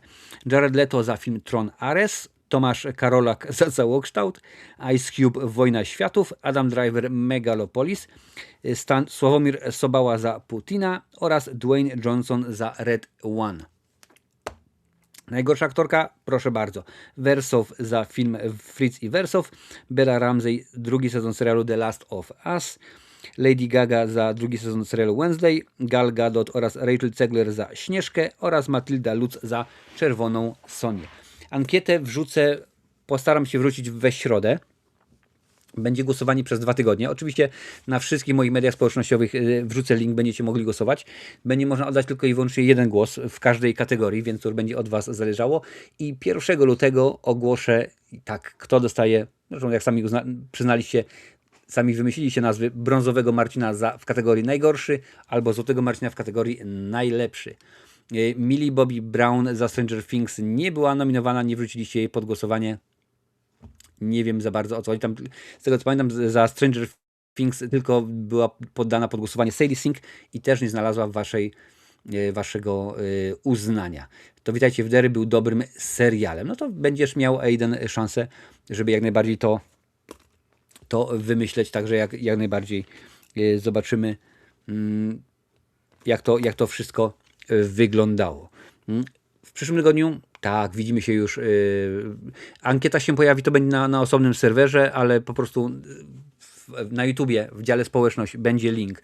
Na Facebooku, LinkedIn, Threads, co tam jeszcze mam, Blue Sky, wszystkie te platformy, tam będzie jak najbardziej link wklejony, będzie można go kliknąć i ja będę go wrzucał kilka razy w ciągu tygodnia, także będzie można spokojnie sobie to znaleźć. Jeżeli obserwujesz mnie na Instagramie na przykład, czy tam na przykład na Facebooku, to pewnie spokojnie to wszystko będzie wrzucone, także nie ma z tym najmniejszego problemu i ta ankieta będzie do ogarnięcia. Mówię, będzie 2 tygodnie na to, żeby wybrać i mam nadzieję, że wybierzecie ciekawe propozycje, bo pamiętam, że nieraz oglądałem, powiedzmy, kiedy tam robię odcinek i mówię, ten aktor wygrał, ten film, jak dalej. Potem ludzie, ale jak to można było wybrać w ogóle takie, tak zawsze mówię, to trzeba było przyjść na live, zagłosować, podać jakąś propozycję a kto to wybierał? No ludzie wybierali. Jeżeli masz, listę i tam jest powiedzmy oddanych kilkaset głosów, to oznacza rzeczywiście, że ci ludzie głosują, że ci ludzie wybierają, więc tego jest bardzo, bardzo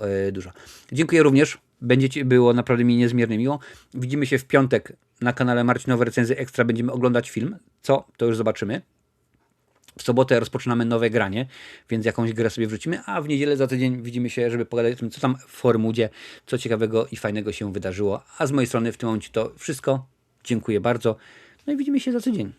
Cześć.